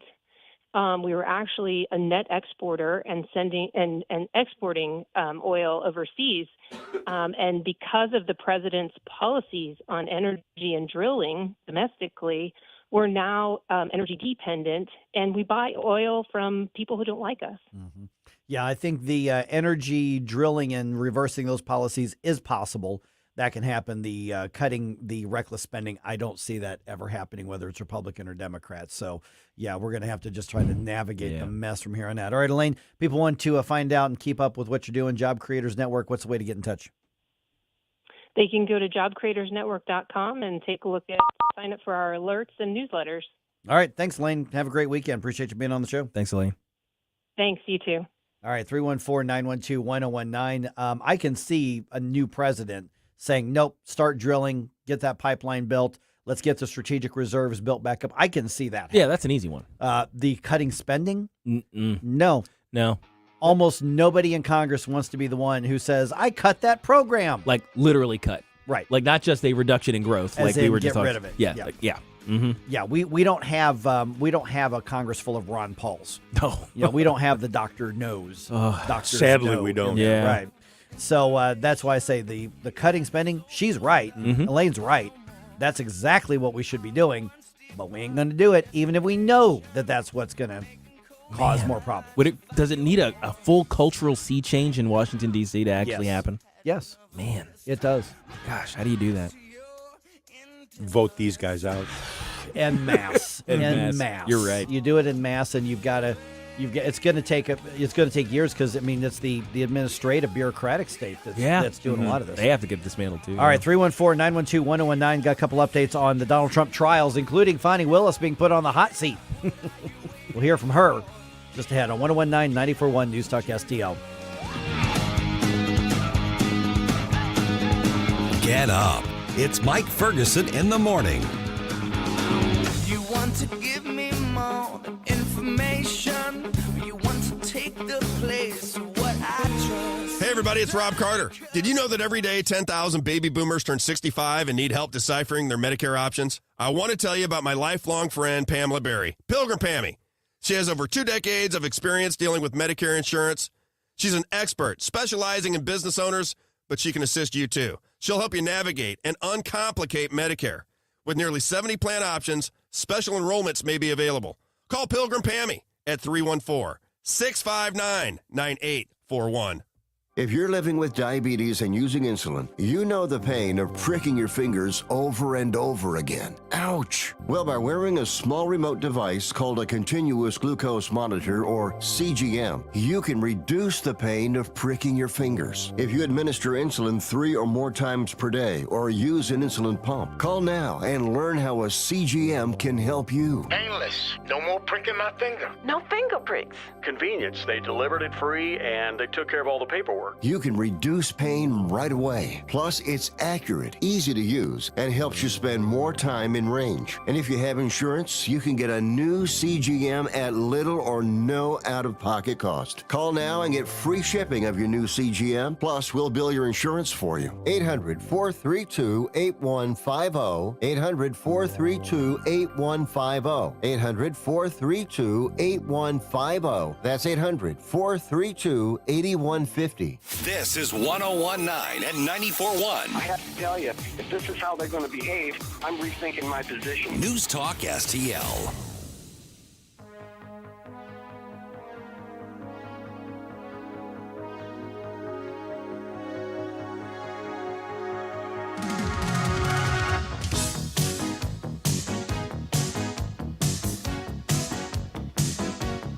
Hey, it's Joe Pags. Catch me tonight, but right now, back to more of Mike Ferguson in the morning on News Talk STL. Oh, man. Takes me back. Delivering on the Flashback Friday bump music. Mm-hmm. We were going through some of our comparing notes regarding what if we did a Flashback Friday with like movie and TV themes from the 80s. Yes. And I found a video on YouTube that has like 50 of them. we got to do that one of these days. Oh, yes, absolutely. We gotta do that. All right, 8:20 right now. I'm Mike Ferguson. Got Gabe Pfeiffer here. Got Stel Ponticus here. The number is 314-912-1019. Okay, no charges yet in the Kansas City shooting. I've got an update on that. And also, I want to I don't think I can get in front of some of the things that are being said on social media, but I at least want to say, hey, when you see this, just because somebody declared it doesn't mean it's true. Also, we got some updates on the Trump court cases. And what's Russia up to now? Man, a lot. All right. Let's see here. Kansas City police say they have 2 juveniles in custody, 2 teenagers, looks like both of them 17 years old, related to this week's shooting at the Chiefs championship celebration. There was a third person who was arrested on the scene and detained. Police say they have determined he was not involved. Okay. So that person's been released. Now, because criminal charges have not been filed yet, information about the suspects has not been released, other than we do know that it's 2 juveniles, 2 17-year-olds. Mm-hmm. And investigators say the shooting is related to some kind of personal conflict. Mm-hmm. It is still possible that could be gang-related, but we don't know for sure yet. 1 woman was killed, 22 other people, including several children, were wounded. Now, I've seen, let me just put that out there, I've seen a whole lot of stuff on social media, reports saying this other suspect's been identified as an illegal immigrant, and they listed a name. Oh, gosh. Okay, that's not true. No. I'm not saying that that there aren't any illegal immigrant, but like this picture that was shown, and it was an adult man, and it appears that's the one that they determined was not involved. Mm-hmm. But I saw pictures everywhere, and it was mostly on the conservative sides that said, Kansas City shooting suspect, identified as illegal immigrant. Yeah. Okay, but that's. I mean, again, is it possible that it could be, but that's not true. It's just that hasn't happened, at least not yet. Yeah, we got to be really, really careful about jumping. Yeah, we have to be really, really fair, to be intellectually honest. You have to recognize we have our own narratives too. Exactly. We have our own narratives too. Now, granted, we like to think on the right that our narratives are more true than theirs. Right. And in large part, I agree. Yes, that's why we do what we do. That's why we do what we do. That's why we look at the world the way that we do. But you have to be honest with reality. You have to be able to vet out the falsehoods that keep flowing that may be feeding your narrative. Right. And maybe they're going to find that somehow an illegal immigrant's involved with this, but there's no evidence of that at this point. And that picture that was put out there, that's not one of the suspects. That's not now. Right. I mean, he was arrested, but he's not one of the two who were held. They determined that somebody didn't have anything to do with it, but there's absolutely no evidence at this point that an illegal immigrant did the shooting. Right. At least not right now. So if you see that and those things take back, we should not be afraid of the truth because we believe we're right. Absolutely. So therefore we should not be afraid of truth. So let's be very careful to vet our own side. Yes, please. Now, if it turns out that there is somebody who's illegal immigrant involved with this, we're all over it. Oh gosh, yes. But we just got to make sure we have facts and make that confirmed first. Okay. Former President Trump's first criminal trial that's set to begin is going to happen late next month because I have to differentiate between all the different trials. Here's Greg Clugston from townhall.com. A New York judge announced that Trump's hush money trial will go ahead as scheduled with jury selection starting on March 25th. With the decision, the judge turned aside requests for a delay from the former president's defense lawyers. Trump's attorneys blasted the decision to keep the March date, complaining that he will have to stand trial in New York during the presidential primary season. Trump, who is in the Manhattan courtroom, is accused of falsifying business records in a hush money case.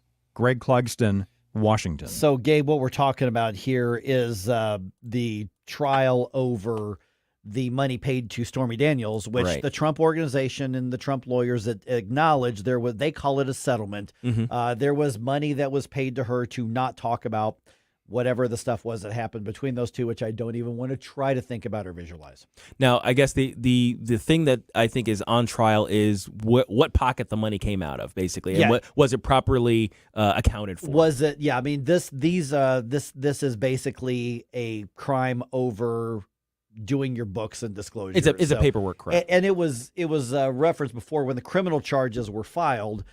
We had all sorts of attorneys saying, you know what, if this happened to any of us, we get fined.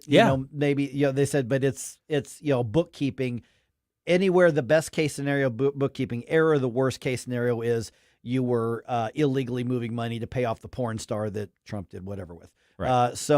But they admit this is a settlement. This is to keep her quiet. That was a non-disclosure agreement settlement. They've all admitted what the money was for. Sure. It's just a matter of whether or not it was a crime. And then, of course, the Trump campaign saying we shouldn't have this during a presidential election.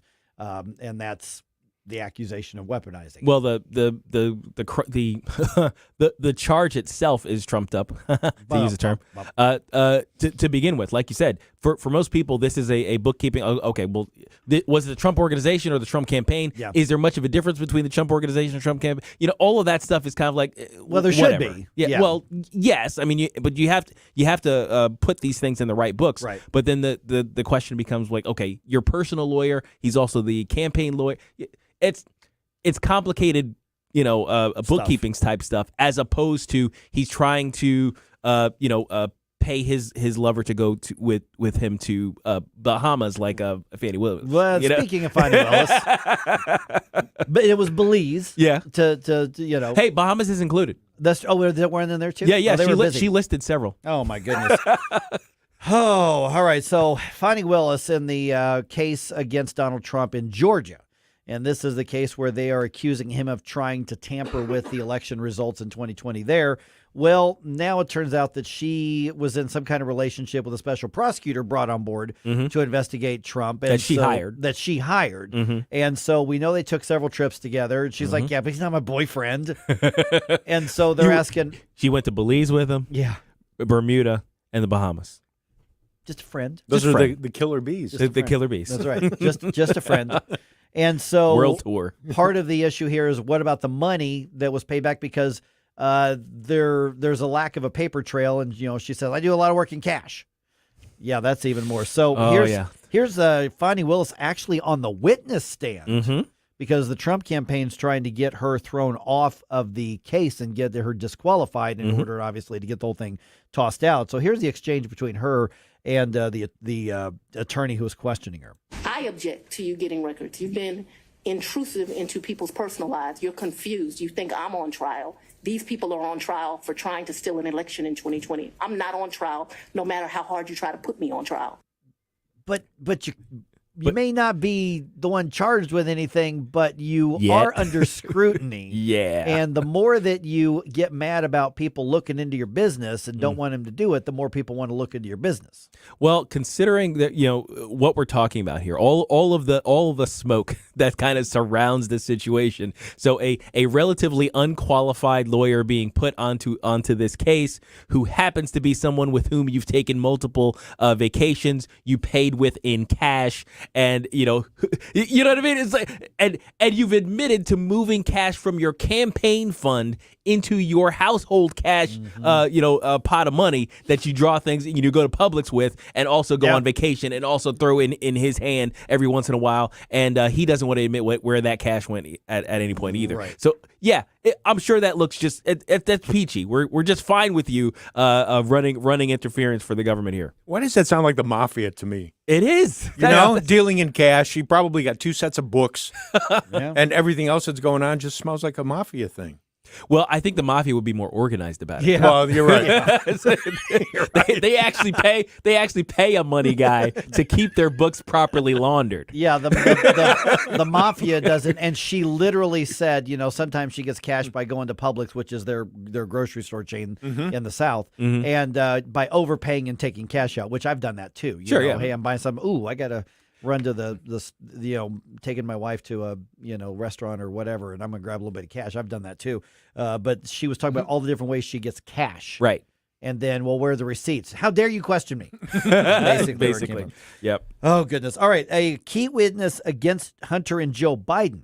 The witness against Joe Biden and Hunter Biden now faces criminal charges. Okay. This is interesting here. What did he do? Alexander Smirnov, he was the FBI informant who told investigators that Ukrainian energy company Burisma paid the two Bidens millions of dollars in 2015 and 2016. So that's where all of that came from when they're saying the Burisma thing, the Ukraine energy thing, and the Bidens getting paid. This is the guy who said that they did it. Now he's accused of lying about that and making it up. Special counsel David Weiss is now charging Smirnov with making a false statement and creating a fictitious record. Man. All right. That's a problem.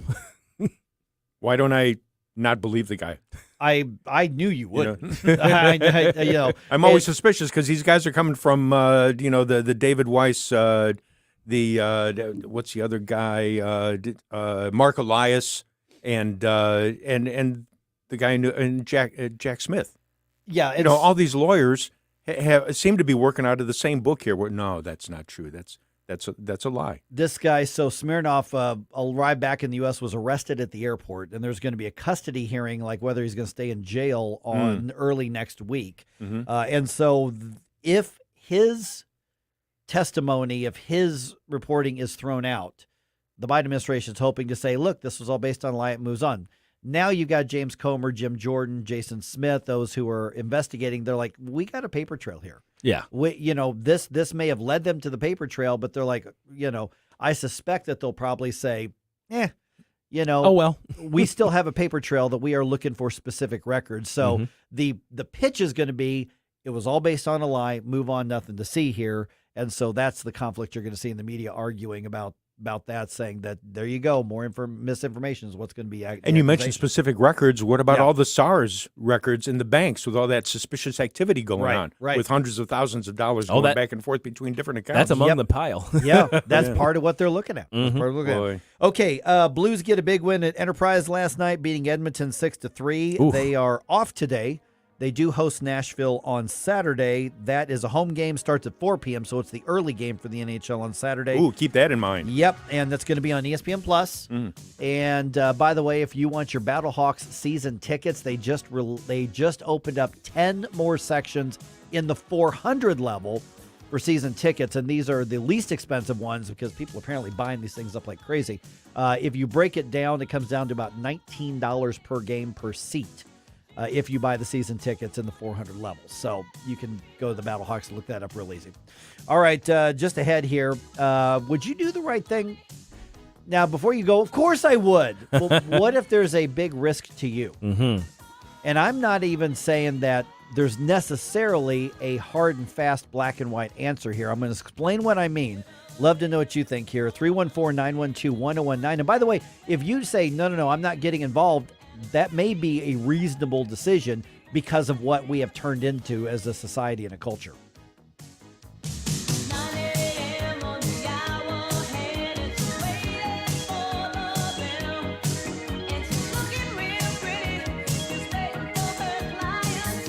Mike Ferguson in the morning.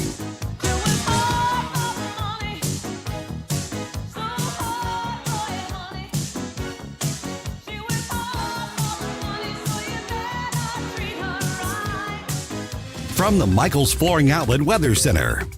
A wintry mix changes over to snow today, so be on the lookout for slick spots, especially later this morning and into the early afternoon. Temperatures drop 2 and then hover right around the freezing mark in St. Louis, so expect a dusting up to 2 inches from St. Louis to the south. Areas just to the north could see a bit more. The snow moves out just before the evening rush, but I want to keep a close eye on road conditions. Clearing tonight and cold, down to 20 early Saturday. Chilly sunshine tomorrow, a high of 35, but we're back in the low 50s Sunday afternoon. That's your First Alert forecast. I'm meteorologist Matt Chambers. Commentary. It's not hard to condemn rape unless you're Democrat Rep and Squad member Rashida Tlaib. I'm Tommy Lahren. More next. The Fed's new FedNow system is all about surveillance and control. Secure your assets today with something Washington cannot manipulate. Hi, Stephen K. Bannon, and I recommend diversifying your retirement into a physical gold IRA from Birch Gold Group. To learn more, get a free info kit by texting the word SHELTER to 989898.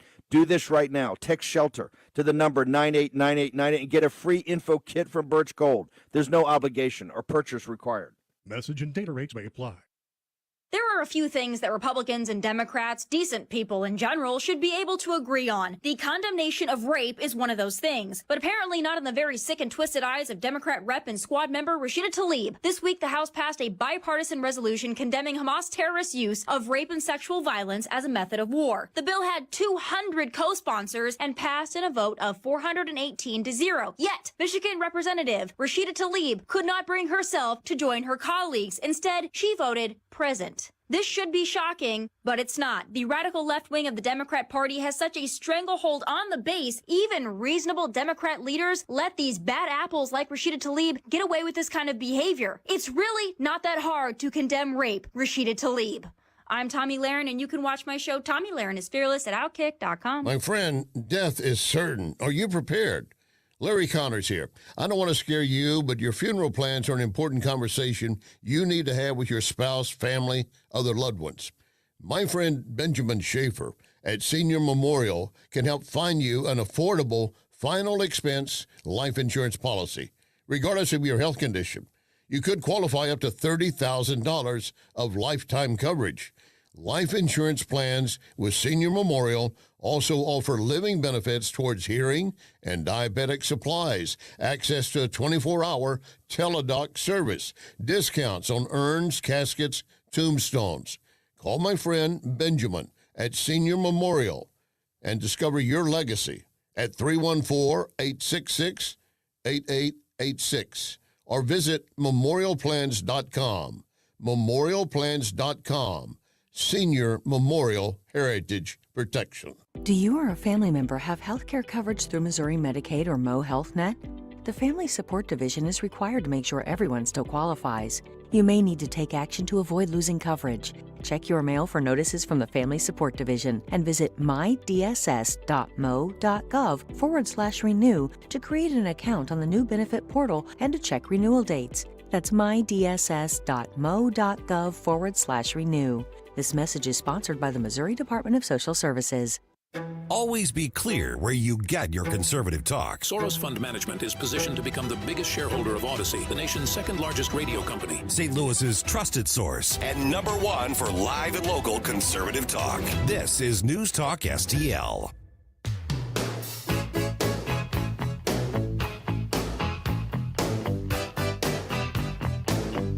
Hi, it's Randy Tobler here. Pour a big cup of coffee and catch my show every Saturday morning from 6 to 9. Right now, it's back to Mike Ferguson in the morning here on News Talk STL.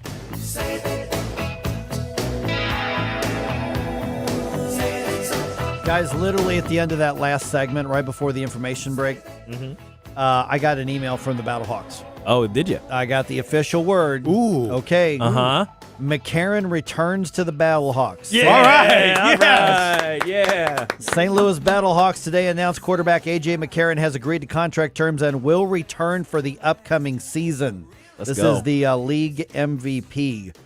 So this is fantastic that they get him back. But that literally is hot off the presses, as in I just got the email, and it's official. I told like you seconds ago. I told you yesterday that was going to happen. Yeah, But, yeah. so- Well, once he got his release from the Bengals. The Bengals is where he was. Yeah, it was kind of obvious. Can I just point out that I believe this is going to be the first time that somebody asked for a release from the NFL to go play in the UFL. Yes, absolutely. I think that speaks very, very highly not only of the UFL but of the St. Louis Battlehawks organization. Yeah, because he wanted to he didn't say let me have my release and I'll go get drafted in the UFL or I'll be a free agent. He said let me have my release so I can re-sign with St. Louis. That's a big deal. Yeah. Congrats, St. Louis, for being such an awesome place that he wants to come back. Yeah, for football, at least for football. At least for football. Yep. So you heard it here first. A.J. McCarron back to the it's official. Yes. I told you yesterday it was going to happen.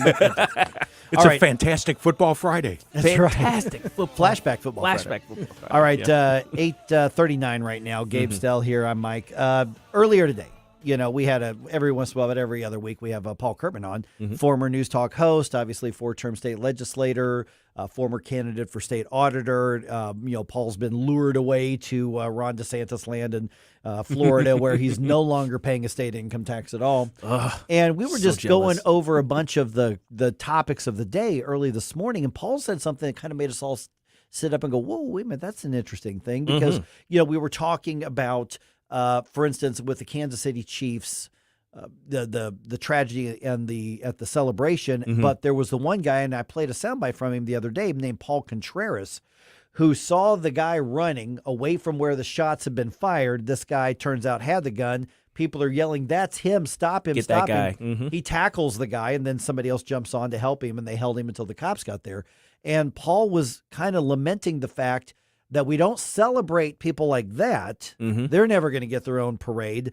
But then we have become a society that just stands back and watches theft and destruction and even harm to other people because we don't want to get involved. And there's a variety of reasons. But here's part of what he had to say this We morning. need more people in this country that are willing to do the right thing. You see somebody walk into a grocery store and just start looting it, stand in front of the door. Like, it's about time this crime stops in the country.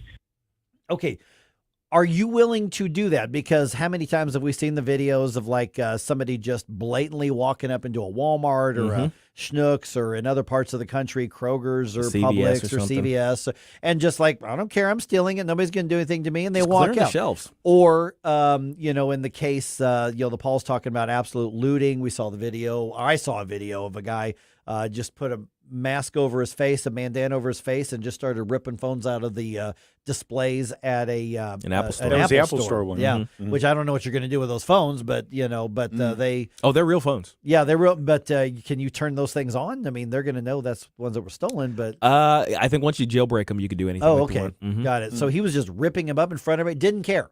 Why? Because they knew nobody was going to stop them. And I think that's what Paul's talking about because there was a point not that long ago where you were doing something that was outright wrong. Somebody stood up to object or full on stop you. Yes. And can we afford to do that as much now?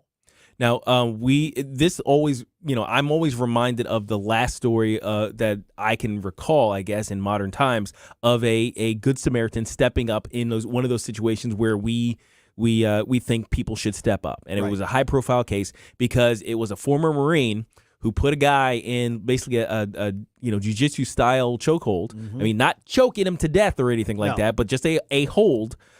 Because he was being threatening and crazy on a train, threatening kids and their and women and children kind of thing. And he's like, I'm going to put a stop to this. He is the one who left in handcuffs in that situation. He was the one who got charged by the DA for, I think, battery, right? So that's the image that pops up in my head when I think about somebody stepping up to do the right thing these days. And that's what Paul was referring to. I mean, we like to think that in a situation like this guy running through the Chiefs, the residual crowd from the Chiefs celebration, that we would all be the hero and jump up and tackle him like, we're in, an action movie or something like that. And in that particular situation, I'm trying to put myself there. I could see myself actually trying to tackle that guy too. I'm absolutely doing that just because in that situation he's a threat to me directly and my family. And to whoever's around you. Yeah. Now let's go to the situation where somebody is you walk up somewhere, shopping mall, anywhere, or just the situation Paul brought up. Right. Grocery they're store. looting. How about this? How about a guy's smacking his woman around or smacking the kid around? Ooh. That's the thing is because you got somebody who's violent. It used to be he would be grabbed and wrestled down, and a bunch of guys would just come out and beat the crap out. You just didn't do it. Now you got to worry about liability. Now you got to worry about are you going to get hurt but we don't immediately run in. It's like, well, I'm going to call somebody. I'm going to take a video of it. Yeah. But I'm not going to stop it. Mm-hmm. Yep. I think what's interesting, too, is that the situation that I just described in New York, that has given me a reason to rethink my position on the people who just sit and record. Because you want to go do something. It's like, why are you just recording? Something bad is happening right in front of you. The moral thing to do is jump out and actually do something about it. I should not have this clear and well-framed a video of somebody getting hurt. Right, exactly. But, and here's the gigantic but here. Our society now has turned against the Good Samaritan. It has turned against the person who's willing to jump into the fray. So is it not only am I not going to get support from the government or the Soros-backed DA who's going to charge me and not the guy who's been doing something bad. The cops are going to take me away. My livelihood is now in jeopardy. I may go to prison for having done the right thing. But even the people that I saved, this is the thing that really got me. Some lady, I think, who was on that subway train with that Marine, she said, she kind of did I'm kind of glad he stepped in, but he shouldn't have done it. Yeah. Essentially. Well, that happened with the Daniel Penny case, too. The woman who was being threatened by that guy who ended up getting shot. It's like, well, I'm glad he protected me, but he just shouldn't have used a gun. Yes. Okay, you don't get to pick and choose. If somebody's going to come to your aid, just be glad they come to your aid and shut up. Right. Otherwise. But that's indicative of how society has turned against that sort of action now. So I'm like, well, why am I going to do that? Why am I going to put myself at risk when it's not only the person that I'm dealing with, the bad guy that I'm dealing with that I have to worry about as a potential against me, but it's all of society now. I'm not going to fight all of society for you. And it all comes down to, the quest for what like academics will call a virtuous society, one that values right over wrong. We're not talking about laws. I'm not talking about regulations. I'm just talking about a social order where if somebody got out of line, other people stepped up to stop them and have that order. Sometimes stopping them could simply be, don't talk like that. I mean, for instance, a week or two ago, I'm at a place and one guy I was talking to was just angry about something. I was, couldn't really get him to de-escalate. He wasn't mad at me, but he was just mad about something. Right. And he kept dropping F-bombs like crazy all over the place. Well, there was like a kids ball team that was walking in, and one of my other friends got in his face and went, knock it off. There are kids here. Stop using that language. Right. Like pointed right in his face. And that's part of that social order that used to be very common. That's not as much anywhere. And so when Paul Curtman's talking about earlier, we see something like this, we immediately do a risk assessment for ourselves. And that's not unreasonable at this point.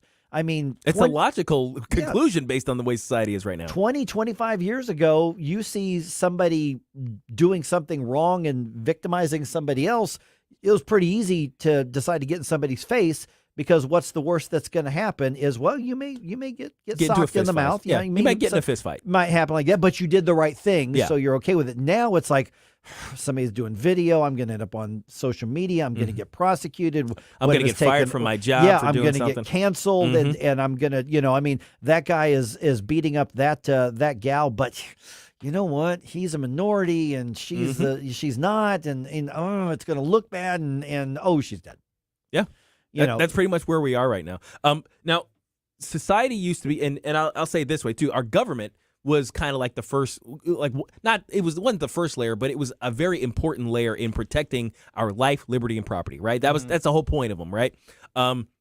And society backed up that whole idea. That's what you were just talking about, Mike. Is that virtuous society where we all kind of agreed. We had a gentleman's agreement about how society is supposed to run.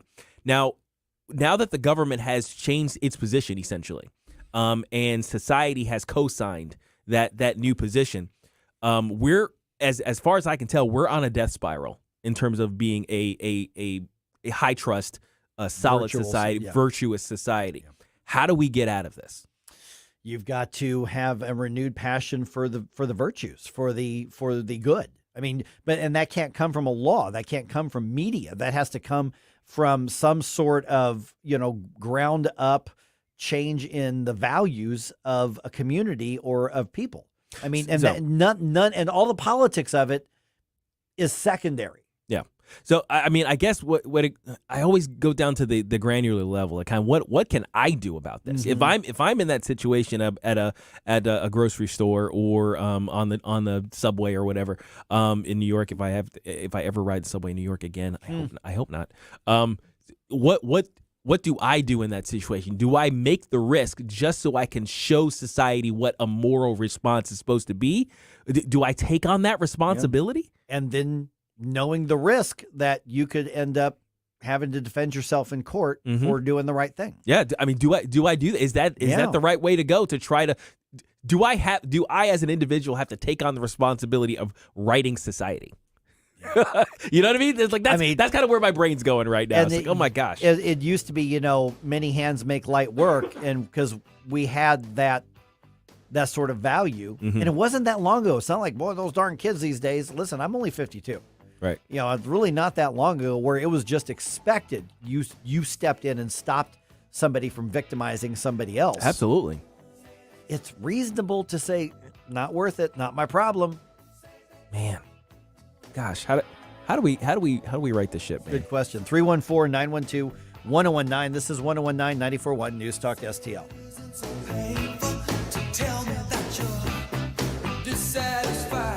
We give you news, analysis, opinion, and more. Only on News Talk STL. I know that you lied. Now wicked things can happen. Get up, St. Louis. It's Mike Ferguson in the morning.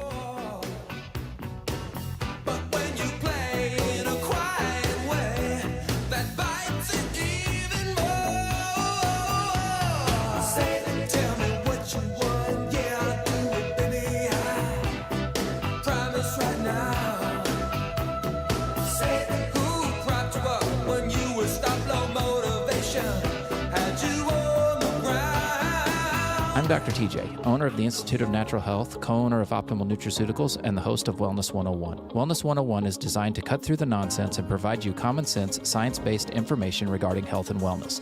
On the show, we discuss topics like thyroid health, gut health, hormone optimization, and many others. Our show airs Saturdays at 10 a.m. and 2 p.m. and Sundays at 11 a.m. and 3 p.m. right here on News Talk STL. For more information, visit us at inhstl.com.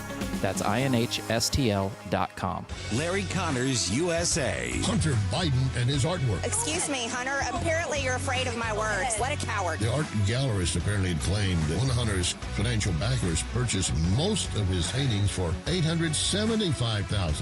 What's this? Oh, it's a scribble, but really it's a man walking into his future and seeing his past at the same time. You are the epitome of white privilege. They were laundering money, and he had all of his friends coming forward to help him out. Larry Connors, weeknights at 6 on News Talk STL. Do you owe the IRS $10,000 or more in back taxes? Are you being audited or investigated? Has the IRS sent you a letter demanding payment? You may not owe what they claim. Make this free call to the tax doctor now. Let them negotiate with the IRS on your behalf. 800-240-4586. 800-240-4586. That's 800-240-4586. Tim Jones and Chris Arps in the afternoon. Kansas City, here we come for statewide Lincoln Days, wall to wall with all of your favorite Republican officials, grassroots organizers. Dr. Aaron Hedlund, 525. Tim Jones and Chris Arps. Weekdays at 4 on News Talk STL. Dan Bongino here. Keep it on News Talk STL because my show starts at 11 a.m. Right now, it's back to Mike Ferguson in the morning. It's Friday!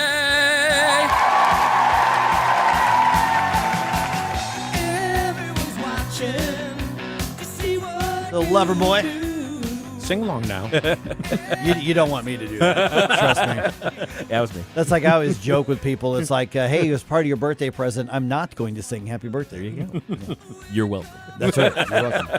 8:53 right now. Man, this morning's just flying by. Absolutely. So a couple things. There was I just went out and looked during the last information break. Went out to look outside. Not seeing any precipitation happening here in Maryland Heights at this point. A lot of wind though. The street sign was blowing back and forth quite a bit. Yeah, cold front moving in. Yeah, we checked the radar and it's quite a bit of snow north and northwest and west of here. So the back end may come around and hit us sometime here in the next half hour. So don't be still. that's right. So don't be surprised if you start to see some wintry snow mix and then a little bit of snow. The temperatures are going to drop under freezing for a good part of the day.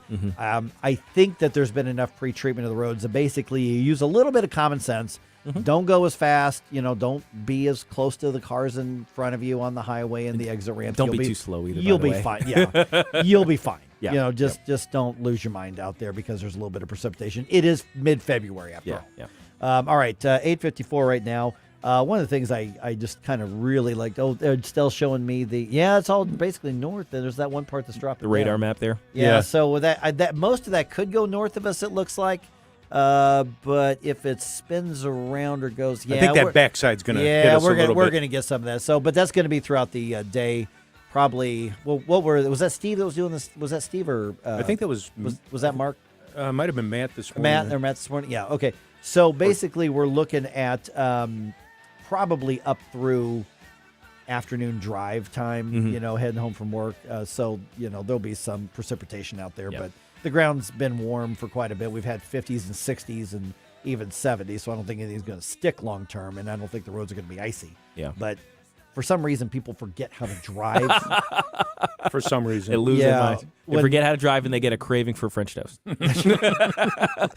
Milk, eggs, and bread at the store. Which it's all gonna French be good. toast sounds great to me. It does. You have it in front of fire at home. I'm trying to get in shape for baseball season, so I'm trying not to eat that stuff. But you keep talking about a French toast party, and my brain is like, "Where's the French toast party? Where's the French toast? I want the French toast party. I want to be all there. over." Yeah. Now, before we get too far afield from our last conversation about when to step in, or what does our society look like, for people who decide not to step in, or how has it changed? Yeah. A listener brought up the fact that the last episode of Seinfeld, which was a huge cultural thing for a while, was about, many instances were about them on trial for standing by and not helping when they should have or could have. Yeah. And it's just basically them being regarded as bad people for not doing those things. Like that was a cultural norm, such a cultural norm that the end of a huge cultural standby like Seinfeld, this show, was about them not doing what people are really, really afraid to do today. Well, we used to look down on people when they wouldn't get in and help, even at risk to themselves, because it's just understood that you try to help somebody in need. And now you go, "Oh, I get it, man. Oh, I get it. Hey, not like the old Turkish saying, not my circus, not my monkeys." Yeah, exactly. Kind of thing. And it's like, hey, don't put yourself at risk. Yeah, like I said, I used to look down on the people who would just stand by and film. And there's, you still get those comments on those videos online. But these days, just like, you know what? Maybe they're actually making the smart calculation. Now, if I just see two guys that are getting ready to square off in a fight, I don't care. Oh, yeah. You Well, know, that's World Star all day. right. I mean, if they're like mutual and voluntary combat, I'm not talking about that, but I'm talking about the guy that wants to knock over a little old lady and try to take her purse, or he's mad at her because she made a sandwich wrong or something. Right. Those are some of the situations where we used to go, "Hey, dude, shut up." Right. You know, you got a problem, deal with me. Yeah, calm that down, or we're gonna both go outside, Right. and then the mutual combat happens. Right, exactly. So, but we just kind of look back and go, if you help out, if you help the wrong person in need, or the wrong witnesses are around you helping the right person in need, it can go really bad for you. Man. And we're seeing the results societally. Yeah. All right, Vic Porcelli, he would fight for you in a heartbeat. I think he would. He would step up and throw hands, man. Otherwise, he knows a guy. That's because he's from Jersey. Just saying.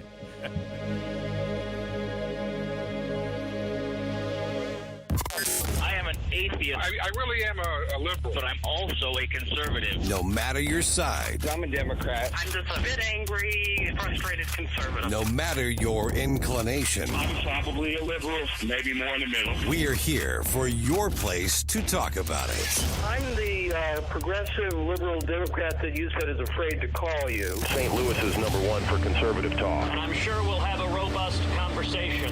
News Talk STL. This is Everett Jones of Jones Air and Water Treatment. For the months of January and February, we're here to make your drinking water, cooking, iced tea, coffee, and other water-based beverages clean, crisp, and free of contaminants. Joey, what do you think of yours? We use ours here at the station every day, and it's great. There's no cumbersome big bottles, no plastic waste, and it seems endless. Call us now at 636